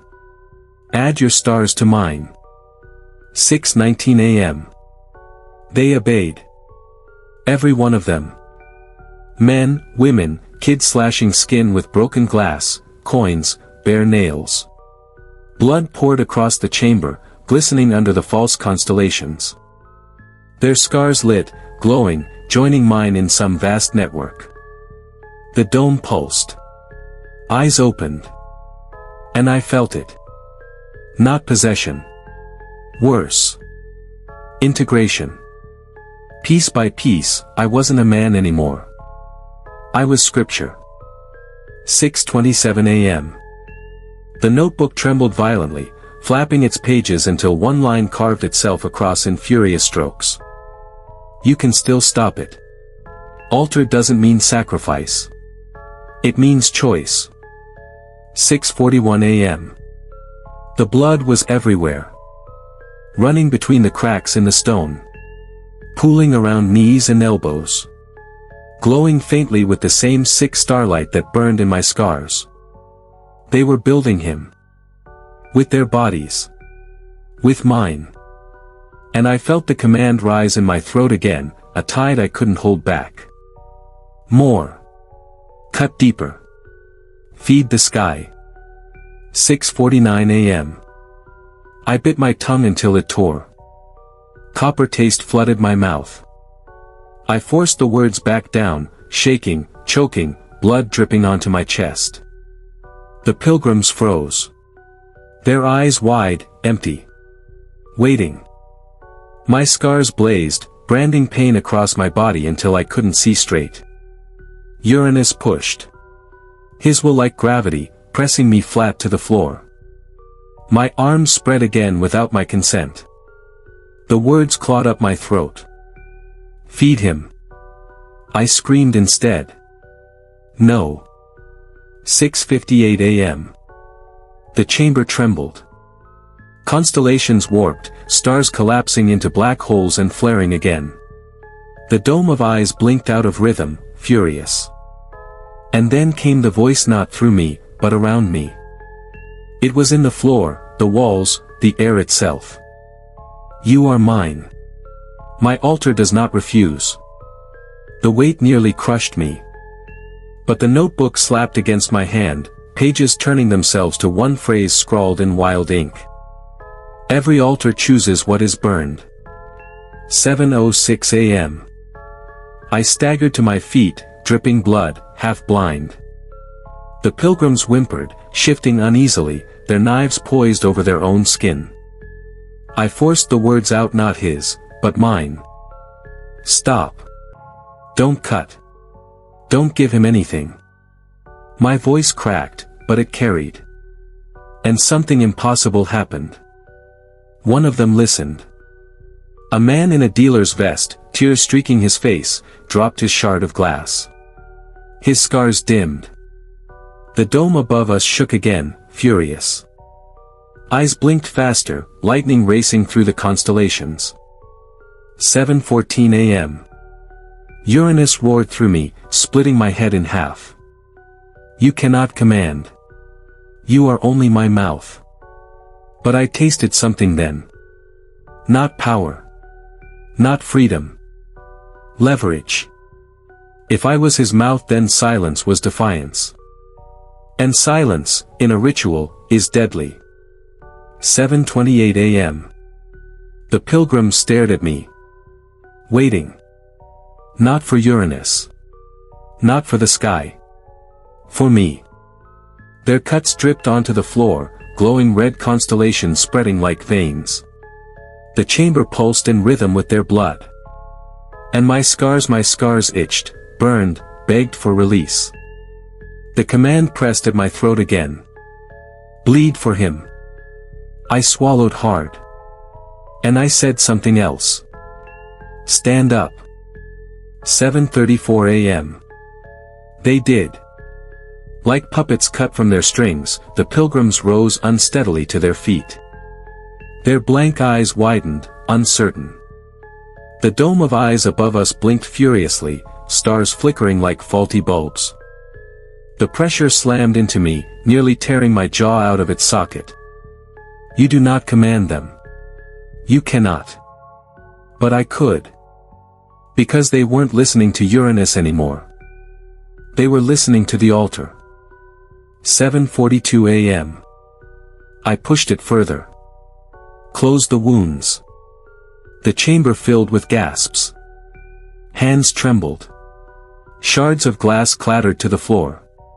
Bloodied palms pressed against their scars, desperate to seal them shut. The glowing constellations dimmed. One by one, the star maps winked out. And I felt its weight lifting, just a little. The dome shook with fury. Blasphemy. Altar does not heal. 7:49 a.m. The notebook quivered in my hands, pages tearing themselves out and swirling in the air like moths. New lines scrawled across the open paper, jagged and rushed. Every altar burns something. Burn him. 7:56 a.m. I clenched my teeth, heart hammering so hard I thought it would tear out of my ribs. I raised my arms high, scars blazing. And I spoke, not his words, but mine. Not us. Not them. Burn you. The dome convulsed. Constellations folded in on themselves, collapsing into black spirals. The whole chamber reeled like a collapsing lung. The pilgrims screamed, clutching their ears.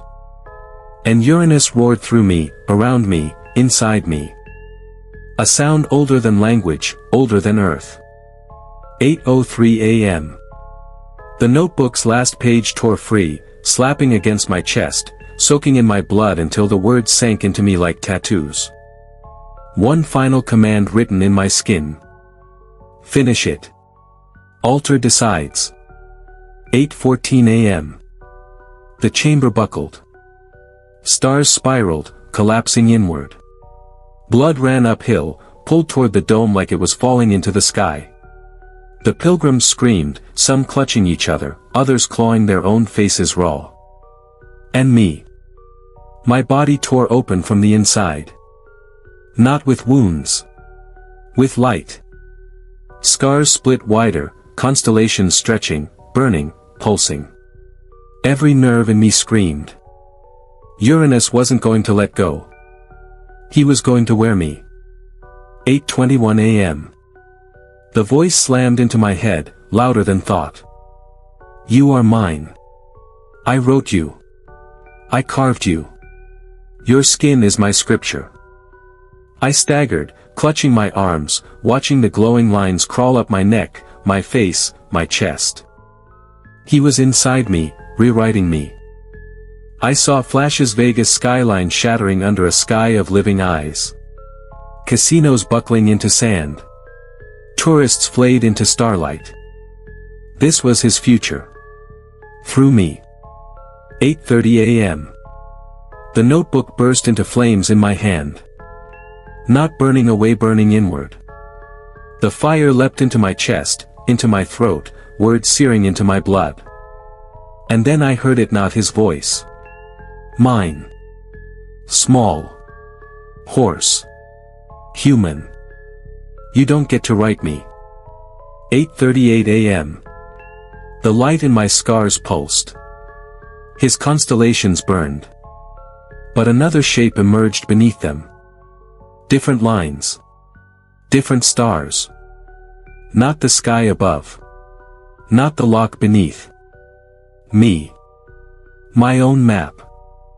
The first scar I ever made, the first line I ever cued, it spread now, glowing brighter than his, threading through every mark he left on me. I wasn't his scripture. I was revision. 8:44 a.m. He shrieked through me, my jaw nearly snapping from the force. Blasphemy. But I forced the words out, spitting blood and fire. Not blasphemy. Edit. And the chamber cracked like glass. Stars shattered, pilgrims dropped to the floor, and for the first time since this began, the dome of eyes blinked shut. 8:52 a.m. I fell to my knees. Smoke rising from my scars. Notebook ash on my chest. The silence was worse than the roar. Because I knew silence wasn't victory. It was retreat. And Uranus had only pulled back. Waiting. 9:11 a.m. Silence. Not holy silence. Not sacred silence. Just silence. The kind you hear after a building comes down. Dust, coughing, groans of people waking up. I opened my eyes to see the Luxor's chamber gone like it had never been there. The dome, the stars, the sky skull vanished. I was back in the casino floor. Carpets torn, slot machines half buried in plaster. Lights flickering, alarms stuttering. But it was still the Luxor. Just broken. 9:19 a.m. The pilgrims lay scattered across the room. Not chanting anymore. Not glowing. Just people. Some sobbed. Some stared blankly, shaking, blood drying on their skin. The man in the dealer's vest sat against a toppled roulette table, holding his hands out like he'd never seen them before. When his eyes met mine, he whispered. You stopped it. But I didn't believe him. 9:27 a.m. Security alarms screamed faintly through the halls. Sirens outside, maybe. Fire trucks. Police. The normal world bleeding back in, step by step. But my scars, they still burned. Not bright. Not blinding. Just waiting. Like coals in a fireplace. I pulled my shirt over them and staggered toward the exit. Every step I took, I felt the notebook's absence, its ashes still under my fingernails, its words etched into me instead of paper. I was carrying it now. Every page. Every line. 9:35 a.m. At the doors of the Luxor, I stopped. The desert sun was rising over Vegas. Cabs lined up. Tourists filming the wreckage, laughing nervously like it was all just some crazy Vegas story. They had no idea. The world looked normal again. But I knew better. Because when the sun hit the Luxor's broken glass, I saw it just for a second. A reflection that wasn't the sky. It was the dome.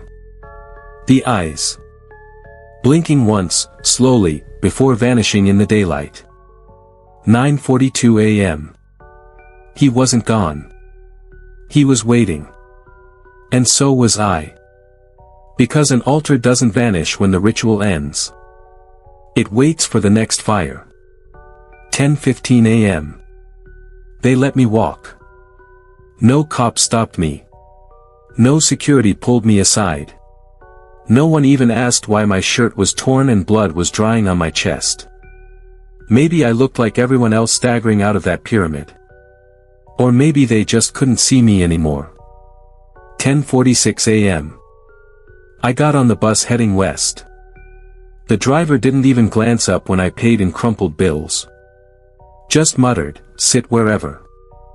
The other passengers, tourists, workers, drifters, smelled of cigarettes and sweat. Ordinary. Blessedly ordinary. I sat near the back, pressed my forehead to the window, and watched the strip retreat behind us. But when we passed the Luxor, the black glass pyramid shone against the desert sky like nothing had happened. Perfect. Untouched. The sun caught the apex, and for a split second, I saw the dome reflected in the glass again, those stars swirling, that eye pulsing. Then it was gone. 11:03 a.m. We rolled past the city limits. Flat desert. Power lines stretching into forever. That should have felt like escape. It didn't. Because the notebook wasn't gone.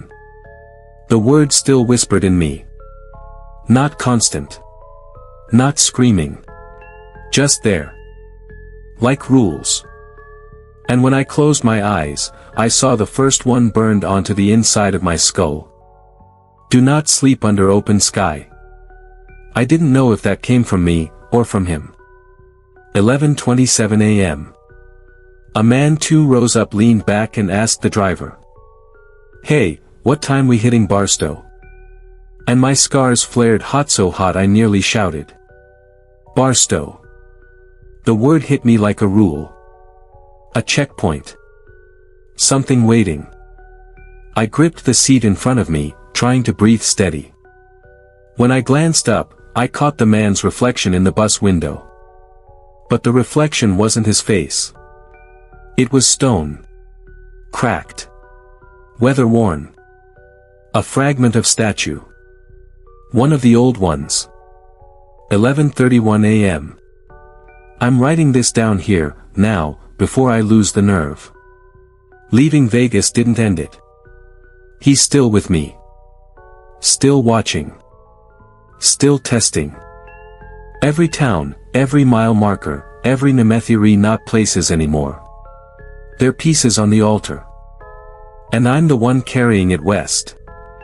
12:42 p.m. The bus pulled into Barstow Station. Heat shimmered off the asphalt, 40 degrees hotter than Vegas already. People shuffled off, stretching, lighting cigarettes, buying sodas. I sat frozen. Because my scars burned again. Not a flash. Not a pulse. A steady, glowing heat that meant one thing.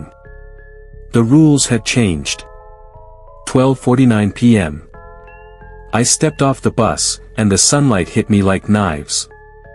The rule whispered again, clearer this time. Do not sleep under open sky. Do not enter structures that echo. I didn't know what the second part meant. But Barstow is full of concrete. Bridges. Overpasses. A whole rest stop made of hollow slabs. I ducked inside the main terminal just to breathe AC. And that's when I heard it. Not a voice. A hum.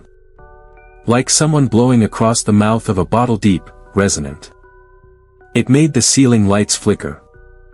No one else noticed. 1:05 p.m. I bought a Coke, sat in the corner, trying to look normal. A kid in a Dodgers cap kept staring at me. Not at my face. At my scars. Like he could see the lines glowing beneath my skin. I pulled my hoodie tight, but the hum followed me through the vending area, into the restroom, back to the loading bay. Every time I stepped near a column or stairwell, the air grew heavier. The echo was hunting me. 1:17 p.m. The driver barked, "Bus leaves in 5." I ran back on. Didn't even care if I looked insane. Because when I glanced over my shoulder, the terminal was changing. Not visibly, no melting walls or bleeding floors. Subtler. Angles bending too long.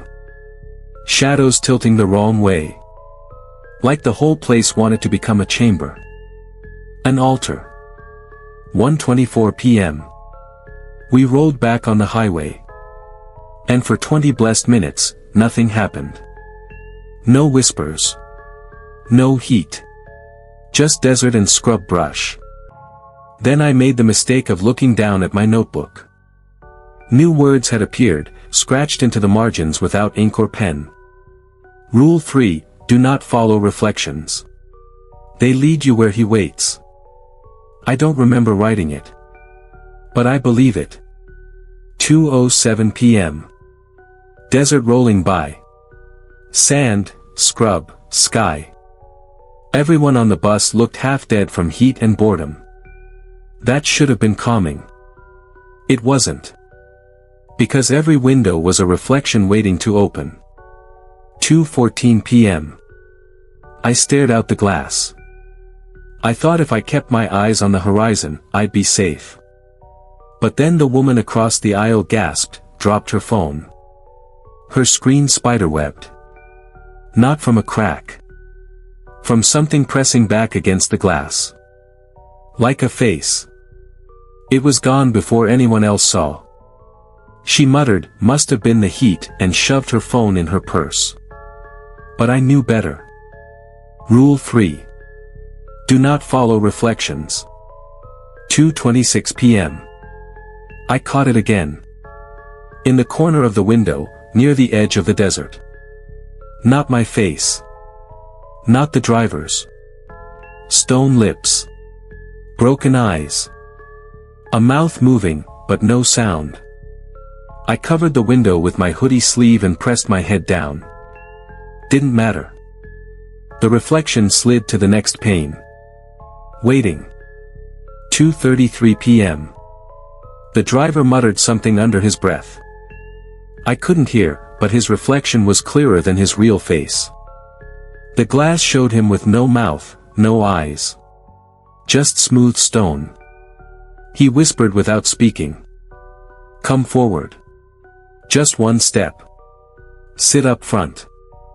I bit my tongue so hard I tasted blood. Because I wanted to. Everything in me wanted to. 2:41 p.m. I scribbled in the notebook to drown it out. When I looked down, the page filled itself again. Rule 4, if the glass calls your name, answer only with silence. 2:49 p.m. Someone did answer. The Dodgers cap kid. He whispered, "What?" under his breath, leaning toward the window. And the reflection of the desert, just flat sand folded open like a door. His seat was empty before I could scream. Gone. The driver didn't slow. No one else noticed. But I heard the hum, deep in my bones. Another altar claimed. 3:01 p.m. The boy's seat is empty. I keep staring at it, waiting for Samioniani to notice. But they don't. The woman with the cracked phone is dozing. The couple behind me is arguing in Spanish about gas prices. The driver hums, low and steady, like he's keeping time with the wheels. Nobody says, "Where'd the kid go?" Because in their heads, he was never here. 3:08 p.m. I tried to test it. I leaned forward to the woman with the cracked phone. There was a boy here, I said. Dodgers cap. He was sitting 2 rows up. She blinked at me, confused. You okay, honey? Been a long ride. I pressed harder. You saw him. He dropped his phone. He was right there. Her face softened, pitying. You must have dreamed it. Then she closed her eyes again. 3:19 p.m. I wrote the boy's name in the notebook. Only. I don't know his name. Just, Dodger's cap. And the notebook scratched over it on its own. Erased. That word, carved into the page like a commandment. 3:27 p.m. The bus jolted hard, hit something in the road. Everyone swayed. Nobody panicked. But when I glanced back at the aisle, for a split second, I saw the boy again. Not in flesh. In reflection, his face stretched thin across the chrome railing, mouth wide, eyes bleeding light. Reaching for me. Then gone. 3:40 p.m. I can't stop staring at that empty seat. It's a hole in the world. A warning. Because if the rules are real, if silence is the only defense, then it wasn't just the boy who failed. It was me, too. For speaking. 4:12 p.m. The desert stretched endless. Same scrub, same cracked highway. But something felt wrong in the rhythm of the bus. Every mile marker, every bump in the asphalt perfectly spaced. Too perfect. Like the road itself was being written. 4:19 p.m. The driver adjusted the mirror. Not to check the passengers. To check me. I felt it burn in my scars, the humming in my bones. And then his reflection didn't match his face. In the mirror, he wasn't chewing gum. He wasn't even moving his mouth. But I saw stone lips, cracked open. Dust spilling with every breath. 4:26 p.m. The bus lurched, slowed. No one complained. No one even looked up. Like they were under a spell, lulled by the endless hum. The driver called out. Stretch your legs, folks. 10 minutes. But when I glanced through the windows, there was no gas station, no rest stop. Just desert. Flat, empty sand. 4:30 p.m. We pulled over. Doors hissed open. And half the bus filed off calm, blank-faced, walking straight into the heat. Not one of them took water. Not one shielded their eyes. They just walked out, toward nothing. The driver looked back, his real eyes finally catching mine. They weren't eyes. They were polished stone. Uranus staring through a borrowed face. And he smiled. Rules don't keep everyone, son. Some gotta be offerings. 4:34 p.m. I didn't move. Didn't breathe. Because my notebook burned hot in my lap, words etching themselves across the page. Rule 5, do not leave the vehicle when there is no station. Those who step into the sand belong to him. I clutched the seat, praying my silence was enough. 4:41 p.m. The driver closed the doors. Half the bus gone. No one else seemed to notice. Like they'd never existed. But I did. And I wrote it all down. Because if I stop writing, I'll forget too. 6:12 p.m. The desert bled into dusk. The bus rattled on, fewer bodies inside now, the air heavy and stale. I counted only 12 passengers left. No one seemed to notice the empty seats. But I noticed. Every row felt like a grave. 7:04 p.m. The driver didn't flick on the lights. He let darkness swallow the cabin, only the dash glowing ahead. The windows turned to mirrors. I kept my head down, notebook tight against my chest. The hum was back low, bone deep. Like the wheels themselves were chanting. 8:11 p.m. One by one, heads began to nod. Mouths slack. Eyes closing. Passengers drifting into sleep. The bus wasn't stopping for the night. He was. Uranus. Waiting for them to slip. And then the rule struck me clear, burning. Do not sleep under open sky. The bus roof didn't matter. The desert outside didn't matter. We were still beneath the firmament. And if they closed their eyes, he'd take them. 8:19 p.m. The woman with the cracked phone leaned against the glass, snoring softly. Her reflection blinked awake, staring at me instead of her. Its mouth opened. No sound, just the desert stars pouring in. Her body stiffened. She didn't breathe. Gone. 8:44 p.m. I bit my cheek until it bled to stay awake. The rules were clear. Sleep meant surrender.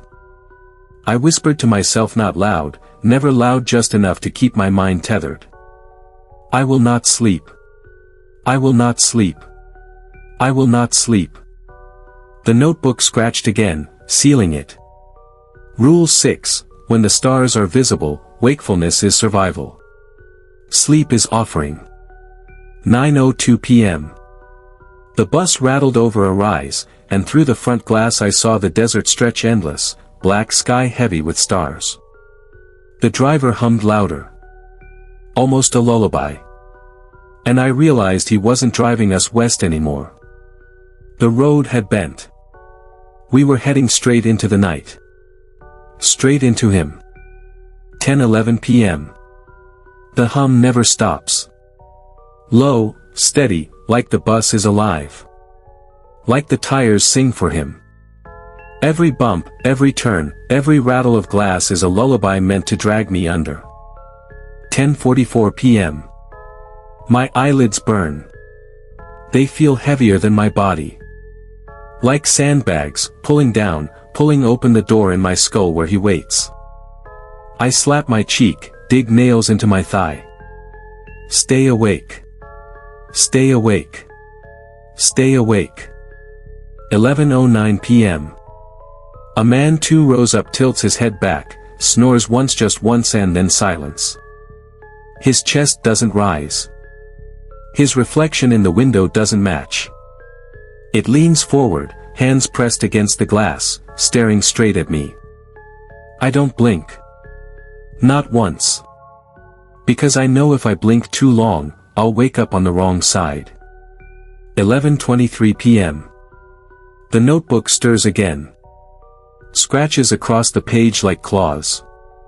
Rule 7, pain keeps you in the body. Pain is the anchor. I bite down on my tongue until copper floods my mouth. It works. For now. 12:02 a.m. The bus slows. Not for a stop. For something else. Through the window, I see the desert broken by a vast dry lakebed, white in the starlight. It glows faint, like the sky poured itself onto earth. The driver whispers, voice carried by the hum. Here's where he sleeps. Half the passengers lean into their windows, eyes glassy, lips parting. Like they're ready to go join him. 12:10 a.m. I dig nails into my palms. Stay awake. Stay awake. Stay awake. Because I feel it something out there, vast, old, staring back up at me from the dry lakebed. Not stone. Not sky. Both. And it wants me to close my eyes. Just once. Just long enough. 12:22 a.m. My eyes slip just for a second. Not sleep. Not fully. But enough. The hum grew louder, and the bus dissolved. Seats gone. Passengers gone. Just me, sitting in a vast chamber of black stone. The ceiling wasn't ceiling. It was sky. 12:23 a.m. In the dream place, the stars moved wrong. Too fast. Wheeling in spirals, shifting like eyes tracking prey. And below them, a figure sat on a throne of glass. Tall, broken, faceless, yet every crack in its skin glowed with light. Uranus. 12:25 a.m. He didn't speak with words. The air inside me moved. You've carried my rules far. Write them. Keep them. Or they will keep you. His hand rose. Shards of glass hung in the air like teeth. One tilted toward me, reflecting my face only it wasn't mine. It was stone, lips cracked, eyes hollow. A future. A promise. 12:28 a.m. Pain snapped me back. My nails had dug deep into my palms. The bus swam back into focus. The dry lake bed outside. The driver humming, steady, stone eyes glinting in the dash. Passengers slack-faced, somewhere between here and there. But I was awake. For now. 12:41 a.m. The notebook filled itself in jagged script. Rule 8, if you dream in his sky, you will see the face he reserves for you. Do not accept it. Do not claim it. I slammed the book shut. Because I almost had. I almost nodded, in that half place. And if I had, I'd never wake again. 1:03 a.m. The bus shuddered. Not a mechanical stall. Something heavier. Like the earth itself pulled us down. We rolled to a stop at the edge of the white expanse. The dry lake bed glowed under the stars, pale as bone, smooth as glass. 1:07 a.m. The driver cut the engine. Didn't say a word. Just sat there, stone-eyed, humming. The doors hissed open on their own. And the air that blew in wasn't air. It was a silence so heavy it rang in my ears. 1:12 a.m. One by one, passengers rose. Sleepwalking. Blank. They shuffled down the aisle, out the door, stepping barefoot into the glowing sand. Their shadows stretched too long, bending away from their bodies. I pressed myself into the seat, fists tight, notebook burning hot in my lap. Do not leave the vehicle when there is no station. The rule screamed inside me. 1:19 a.m. A woman turned at the door. Her eyes were gone. Two starfields sat in their place. She smiled at me. You'll feel lighter, she whispered. And stepped into the glow. Her body dissolved. Not burned. Not torn. Just unraveled into motes of light, swallowed by the lake bed. 1:26 a.m. The hum changed pitch. Lower. Angrier. Because I wasn't moving. Because I wasn't offering myself. The driver finally spoke, voice gravel in his throat. You think the rules keep you. But they're mine. Every one of them leads back to me. 1:31 a.m. I clutched the notebook, open to a blank page. And words scratched themselves in without my hand. Rule 9, when he opens the ground, remain seated. To step on that soil is to join his body. I stayed put. Silent. Shaking. As the last of the passengers melted into the glow. 2:03 a.m. Silence. The bus stood empty. Every seat vacant but mine. The aisle glowed faintly, dust trailing up like smoke where the passengers had walked. The doors remained open, the desert stretching out like an invitation. 2:07 a.m. The driver didn't move. Hands resting on the wheel, head tilted slightly, like he was listening to something I couldn't hear. Or maybe he was listening to me. You've held out longer than the others, he rasped. His mouth didn't move right. Jaw hung too loose, words spilling out like gas leaks. 2:13 a.m. The notebook opened again. Pages fluttered on their own, faster than the desert wind. Stopped at the middle, where ink bled through without my pen. Rule 10, if you are the last, you must not answer him when he calls your name. 2:18 a.m. He said it. Michael. The bus vibrated. Not from the engine dead quiet. From my bones. The sound of my name traveled through marrow, not air. Every instinct screamed to respond. To prove I was still here. Still human. But I clamped my teeth shut until I tasted iron. 2:26 a.m. The driver's head twisted all the way around. Full rotation. Bones crackling, tendons snapping. He looked at me upside down, smile carved too wide. Do you know why you can't answer? His voice doubled, one tone human, one older than mountains. Because once you admit your name here, you stop belonging to yourself. 2:33 a.m. The desert pulsed. Not metaphorical. The whole lake bed rippled like a heart under thin skin. The glow grew brighter until the windows went black with reflection. I saw myself. Unlie, it wasn't me. It was my reflection, standing up, walking down the aisle, even though I sat frozen. 2:39 a.m. The driver tapped the glass. The reflection stopped, turned, and grinned. The same starfields in its eyes that had taken the others. Soon, the driver said. Soon you'll see he doesn't take. He returns. 2:41 a.m. I pressed my palms flat against my knees, forcing myself not to move. The reflection was free now, standing in the aisle, its hands swinging loose at its sides. It leaned its head, watching me like an animal watches a trap, half curious, half hungry. I tried not to breathe. 2:45 a.m. The driver whispered, he needs both of you. One to stay. One to go. The reflection smiled wider. Its teeth weren't teeth. They were little white stars, pinpricks in a mouthful of void. It raised its hand. My own hand twitched to follow, but I held it down. 2:48 a.m. The notebook flipped again, faster now, almost desperate. It stopped. A new line etched itself across the page. Rule 11, do not let your double sit in your seat. 2:51 a.m. It stepped closer. 2 rows away. My reflection.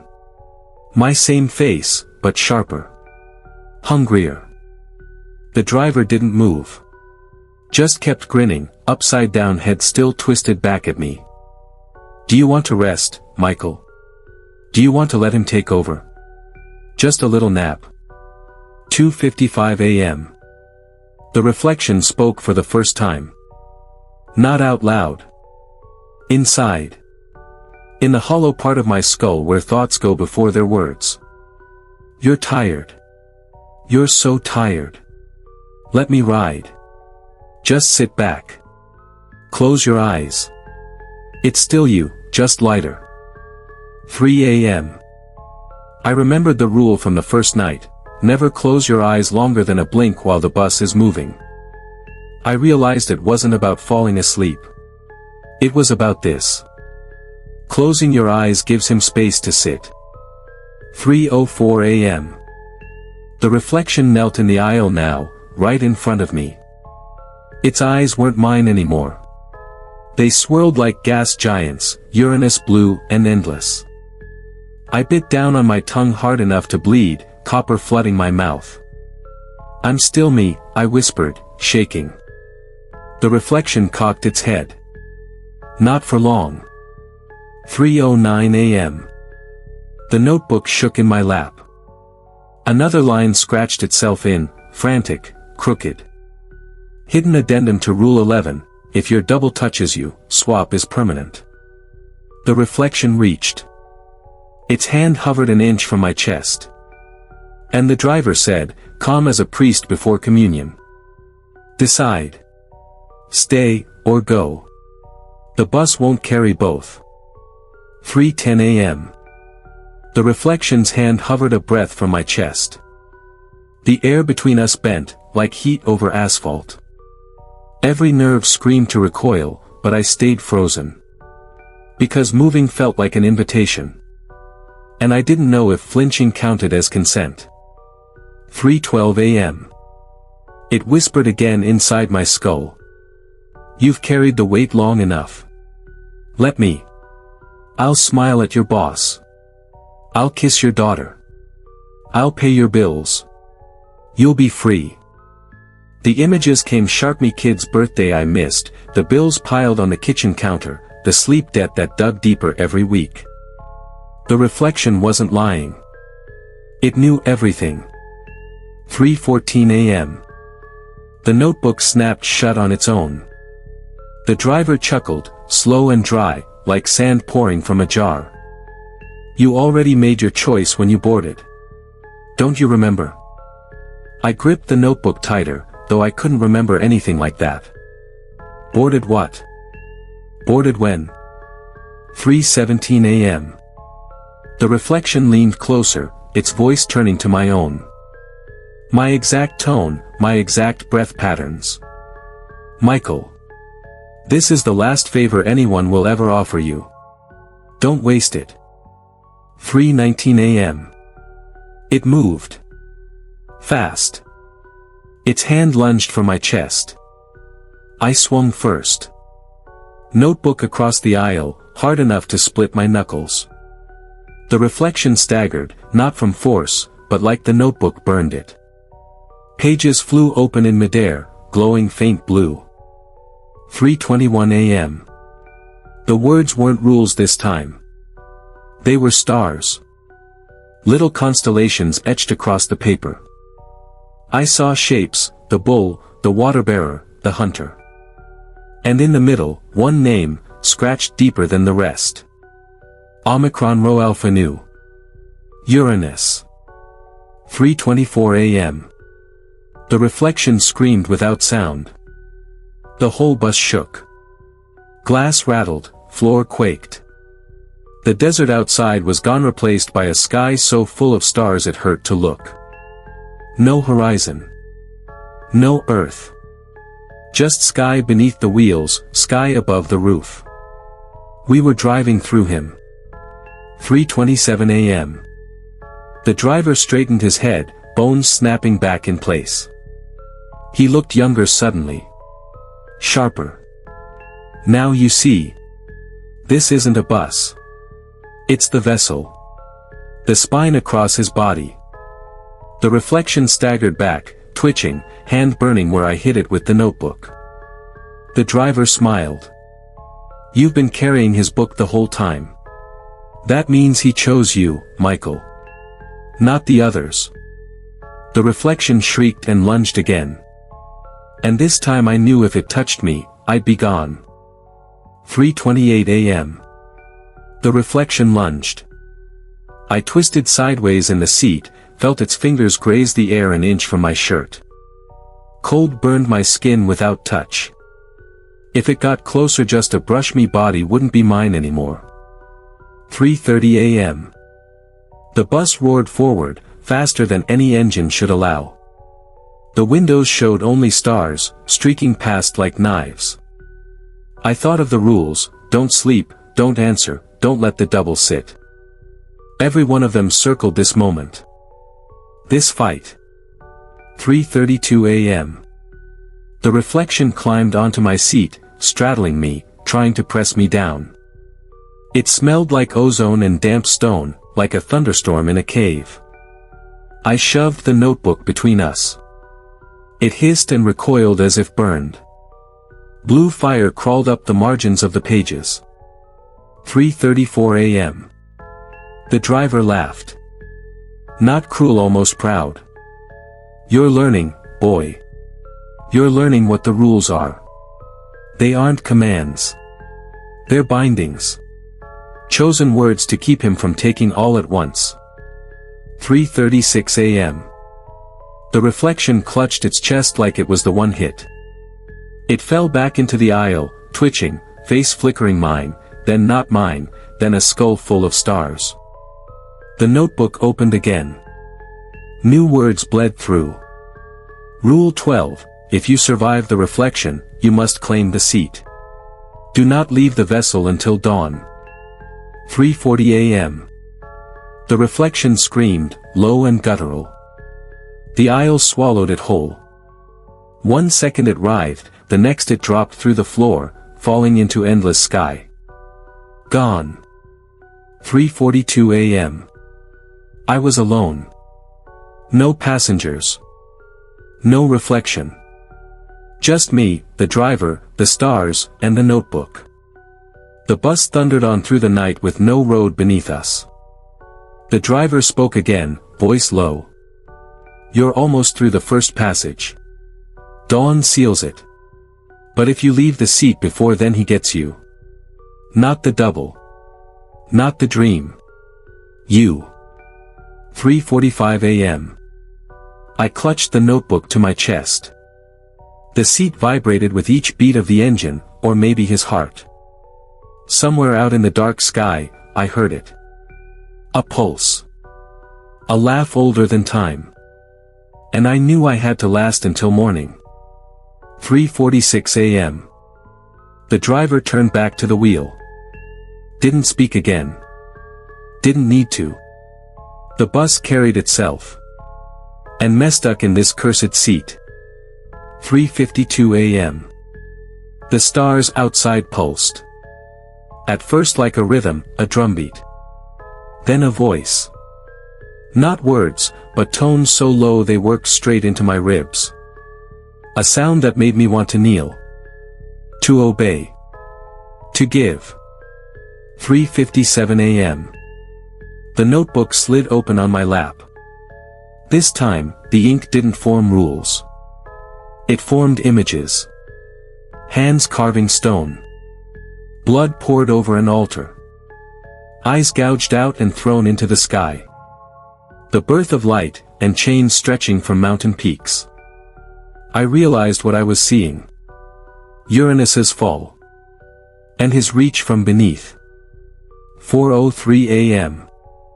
The seat vibrated harder. My hands gripped it so tight I thought my nails would rip free. The rules were clear, don't leave the seat before dawn. But the seat felt like it was rejecting me. Pushing me out. Like it knew I wasn't meant to hold it. 4:09 a.m. Whispers filled the aisle. First one. Then two. Then dozens. All the passengers I'd seen before, murmuring as they passed through. Only now they weren't strangers. They were me. Every version of me that might have said yes instead of no. Every me that had blinked too long. Answered when called. Sat down and let the reflection win. They glided past my seat, each whispering the same phrase. You're already ours. 4:15 a.m. The notebook quivered. Scrawled a line in jagged black. If you listen to them, you'll stand. If you stand, you'll fall. If you fall, he keeps you. 4:22 a.m. My legs twitched. Every nerve begged to move. It felt like holding onto a burning stove, every muscle screaming to let go. I bit my tongue raw, blood pooling under my teeth, just to anchor myself. 4:30 a.m. The driver glanced back once. His eyes glowed pale. Not long now. Keep the seat. That's the whole game. It's always been the seat. 4:44 a.m. The whispers turned to screams. The aisle full of me's, hundreds now, all grabbing, pulling, pleading. Hands yanking at my shirt, clawing my arms, tearing at the notebook. None of them felt solid. But the pressure was real. If I let go just for a second, my body would follow theirs into the aisle. Into him. 4:57 a.m. The stars outside flared. Brighter than fire. Brighter than any sun. And I realized dawn was coming. But dawn here wouldn't be sunlight. It would be his eye-opening. 5 a.m. The notebook screamed as loud as a horn. One final line burned into the page. Hold. The seat. So I did. I held. Even as the bus split open with light. Even as every shadow screamed. Even as I felt him look directly at me. 5:01 a.m. The bus split down the middle with light. Not sunlight. Not anything human. It was like a lid lifting. A pupil yawning wide. And for the first time I knew what dawn meant here. His eye opening beneath us. 5:04 a.m. The driver didn't flinch. He smiled like he'd been waiting centuries for this. Now he sees. Now you'll learn why the rules were written. The steering wheel dissolved in his hands, dripping into sparks. And still the bus rolled forward across nothing. 5:06 a.m. The notebook thrashed on my lap, pages flipping faster than any hand could move. But no rules appeared. Just blank white, page after page. The system had stopped. The bindings were gone. 5:08 a.m. My seat jerked beneath me. The bolts popped from the floor, one by one. I clung to the armrests, knuckles white, praying the last line still mattered, hold the seat. But if the seat itself lifted free, what then? 5:12 a.m. The eye widened further. The desert, the stars, the bus, all of it was gone. We were floating on his gaze, balanced on the pupil like dust on an ocean. And he saw me. Not the driver. Not the vanished passengers. Me. Every part of me, past, present, future, peeled open under that stare. 5:15 a.m. My chest ached. Every regret I'd buried came rising, every fight with family, every shift I'd skipped, every corner I'd cut. Not just memory. Punishment. As if his gaze turned shame into fire and pressed it against my ribs. 5:19 a.m. The notebook spat ink across its blank pages. Jagged lines. Scrawls too messy to read. Until one word emerged clear, black and final. Name. 5:22 a.m. I knew what it wanted. Not his name. Mine. The one I'd held back when the driver first called it. He was asking again. Not through the driver. Not through reflection. Through the cosmos itself.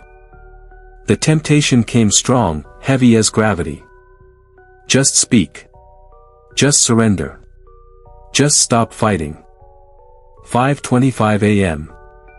The driver leaned close, eyes pale fire. You can give it. You've carried it long enough. Let him hold it. He wasn't talking about my name. He was talking about me. 5:28 a.m. The seat tore free. Lifted into the air like an offering plate. I clung to it, weightless, dangling above the open eye. One wrong move and I'd tumble in. One whispered word and I'd cease to be. 5:30 a.m. The notebook blazed. Not rules this time. Not visions. But a choice.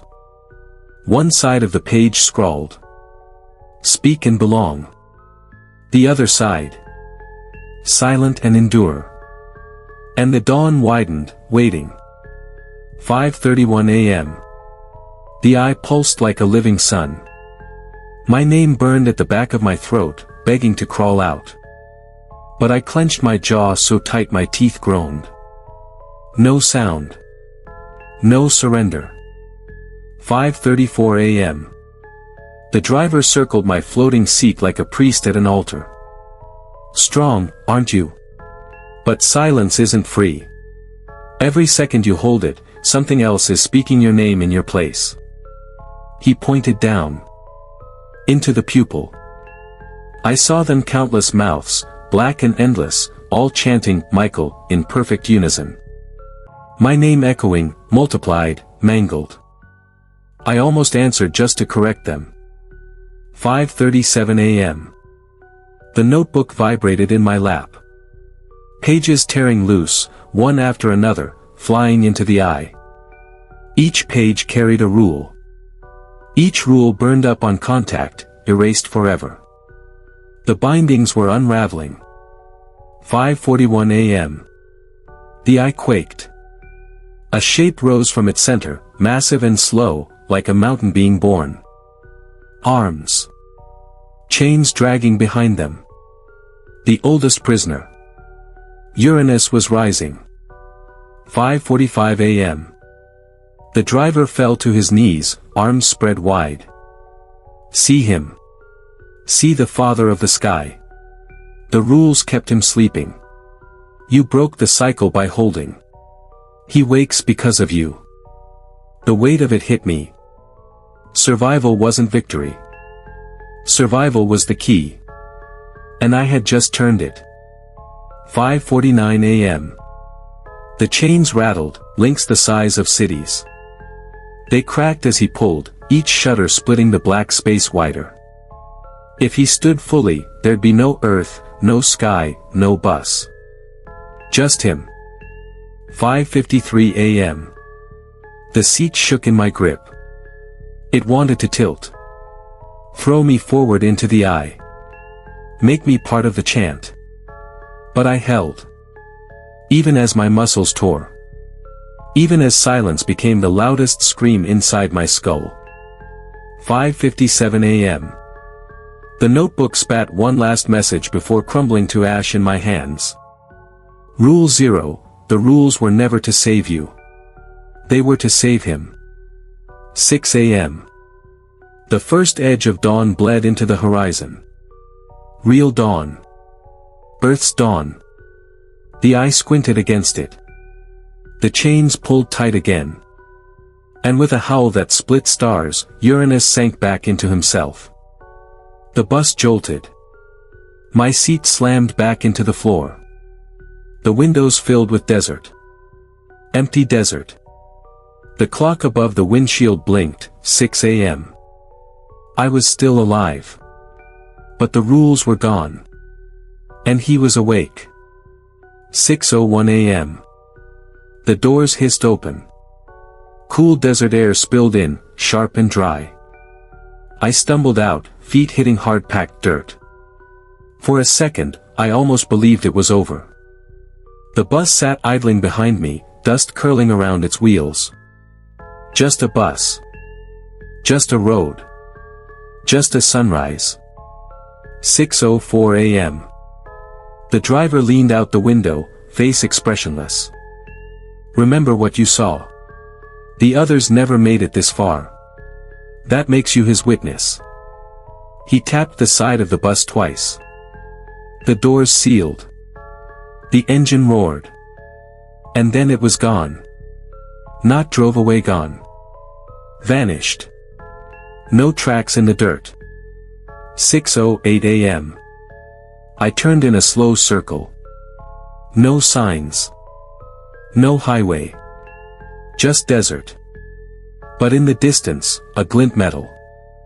I walked toward it, legs still trembling. 6:15 a.m. It was a road sign. Faded green, pitted with bullet holes. The letters barely legible under rust. Las Vegas 42 miles. Relief hit hard enough to buckle me. Civilization. Reality. I started walking. 6:22 a.m. Except. The sunrise wasn't right. The light spread across the desert in jagged bands, too sharp, like glass shards. The sky looked fractured, as if something had pressed against it from the other side and cracked it open. 6:30 a.m. A coyote trotted across the road ahead. It stopped, turned its head, and stared. Its eyes glowed faint blue. The same fire that had burned in the notebook. It opened its mouth and whispered my name. Not barked. Not howled. Whispered. Then it ran off into the desert. 6:34 a.m. My stomach dropped. The rules were gone, but the reach remained. I hadn't left him behind on that bus. I had carried him out. 6:40 a.m. The sign shimmered, letters flickering. For a second, I swore it read. Welcome to the vessel. Then it blinked back to Las Vegas 42 miles. And I kept walking. 7:42 a.m. After what felt like hours, the desert cracked open into civilization. Billboards. Power lines. A skyline jagged with glass and steel. Las Vegas shimmered in the morning heat like a mirage made solid. I almost laughed when I saw it. Concrete. Cars. People. The ordinary world. 8:01 a.m. I hitched a ride the last few miles with a trucker hauling fruit crates. He didn't talk much, just grunted and spat sunflower seeds out the window. I kept quiet. But as the strip came into view, I noticed it. The Luxor. That black pyramid stabbing the sky. Its beam cut upward, harsh white against fractured blue. The light looked wrong. It didn't scatter. It didn't fade. It stabbed clean through, like it was boring a hole in the heavens. 8:09 a.m. Strange sky today, the trucker muttered. I nodded, staring. The Luxor's beam flickered, for just a second. Like a heartbeat. Like an eye-opening. 8:15 a.m. The city was alive. Too alive. Every billboard seemed to look back at me. Every reflection in casino glass showed me slightly delayed, like I was walking out of sync. Pedestrians bustled, tourists with cameras and cups of neon slush. But their chatter carried undertones like chanting just beneath the laughter. 8:22 a.m. I ducked into a diner, trying to ground myself. Coffee. Eggs. Grease. Normal. Except the waitress poured my coffee and whispered without moving her lips. Witness. Then walked away like nothing happened. 8:33 a.m. I looked around. No one else reacted. Just me. And outside the window, the pyramid loomed. The beam trembled again, faint but unmistakable. Not a spotlight anymore. A tether. A leash. Something was pulling. 8:45 a.m. I left cash on the table and bolted. The strip roared around messlets, horns, laughter. But under it all was the same rhythm I'd heard on the bus. That cosmic thrum. Deep. Patient. Like the city wasn't built here by accident. Like the pyramid had been waiting for me. And when I blinked, just for a second, every building tilted inward. Every street bent toward it. Everything leading to that black pyramid. The vessel wasn't gone. It had roots here. Maybe it always had. 9:12 a.m. I walked. Down the strip. Past fountains, past gold-plated facades, past half-drunk men clutching plastic chalices of rum. I walked with the sun biting my neck and the pyramid pulling at my chest. It didn't matter where I turned. Every street bent toward it. Every shadow stretched its way. The Luxor wasn't a building anymore. It was a wound.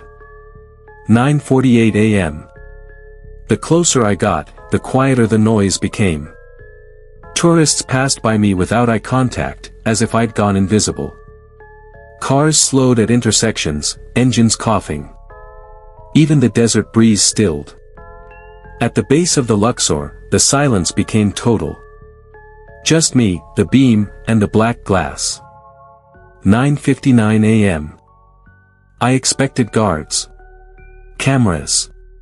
A locked entrance. Instead, the sliding doors parted without a sound. The lobby inside yawned open, half-lit, cavernous, smelling of dust and ozone. Every neon light flickered off in sequence as I stepped across the threshold. 10:10 a.m. I walked deeper. The casino floor was empty. Chairs sat overturned. Cards scattered. A roulette wheel spun slowly with no hand to set it moving. And over the intercom, instead of music, that thrum. The rhythm. The voice I'd only half heard in static and wind. Now clear. Old. Cold. Inhuman. 10:21 a.m. Elevators gaped open like black mouths. The beam above hummed louder, vibrating in my teeth. Some part of me knew. I had to go up. Not down. The pyramid's secret wasn't buried. It was crowning. 10:33 a.m. I rode in silence. No buttons lit up, but the elevator climbed anyway. Past the visible levels. Past where architecture made sense. The walls turned transparent. And I saw the strip below bending like paper, curving into the pyramid's core. Everything folding inward. Everything collapsing into one point. 10:44 a.m. The doors opened.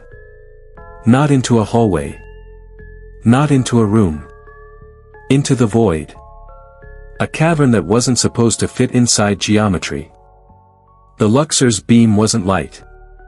It was a channel. And at the far end, nested like an egg in darkness. It waited. The figure I'd glimpsed in every mirror, every blackout window, every breathless second of broken rules. Not a god. Not a man. Something older than both. Uranus. Sky Father. Bound. Splintered. Still alive. 10:52 a.m. It spoke. Not aloud. Not in words. Through the hum in my chest. Through the weight in my skull. Through every rule I'd ever been forced to follow. Witness. Vessel. Son of Earth. Do you know me now? And I did. Because I'd carried its rhythm in my body since the first shift. Because every mile had been dragging me here. Because the rules weren't protection. They were scaffolding. They were a bridge. They were how it reached me. I fell to my knees. And the beam trembled like an artery bursting. 10:53 a.m. The beam roared, brighter than the sun, though it wasn't light. It was pressure. Memory. Gravity turned inward. The figure inside the beam uncoiled, slow as mountains shifting. Not a man, not a god, a fracture of the sky given shape. And I knew its name without learning it. Uranus. The bound one. The broken one. The father buried beneath his children's rule. 10:56 a.m. My bones shook. Every nerve begged to kneel lower, to press myself flat to the black floor, to become part of it. The rules rattled in my skull. Every line Frank had read off. Every warning scrawled by dead drivers. Every guideline I'd clung to. Stay in your seat. Do not look back. Do not meet their eyes. Do not leave the aisle. Do not open the door. Do not, do not, do not. Each one chimed like a bell, linking, weaving not barriers, but steps in a staircase. And at the top of that staircase was me. 11:01 a.m. It spoke again. The rules were my bones. You wore them until you could hear me. Until you could bear my weight. I wanted to scream. I wanted to deny it. But deep down I'd already known. The rules didn't protect me. They prepared me. 11:07 a.m. The pyramid around me pulsed. Each panel of black glass breathed. The strip outside bent further, folding into angles that made no human sense. I realized. This wasn't Las Vegas anymore. This was the inside of its body. And if I gave in, if I stepped forward into that beam, the bridge would complete. The tether would hold. It wouldn't just be here. It would be everywhere. 11:10 a.m. That's when I saw it. Scratched into the elevator wall behind me, faint as dust. Break 1. A message left by someone before me. Not follow. Not obey. Break. Not all of them. Not any of them. Just one. The system needed perfect compliance. That was the cage. That was the contract. 11:12 a.m. I stood. Every muscle screamed. The entity loomed taller, a horizon of eyes and sky and splitting stone. Kneel. The command flattened the air. But instead, I looked back. Just once. 11:13 a.m. The air tore open. Not like thunder. Not like glass. Like something ancient and brittle snapping in two. The pyramid screamed.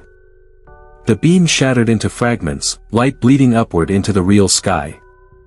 The strip convulsed, cars and people flung back into place as geometry unfolded. And the voice. The voice that had ridden my blood for months. Cut off mid-word.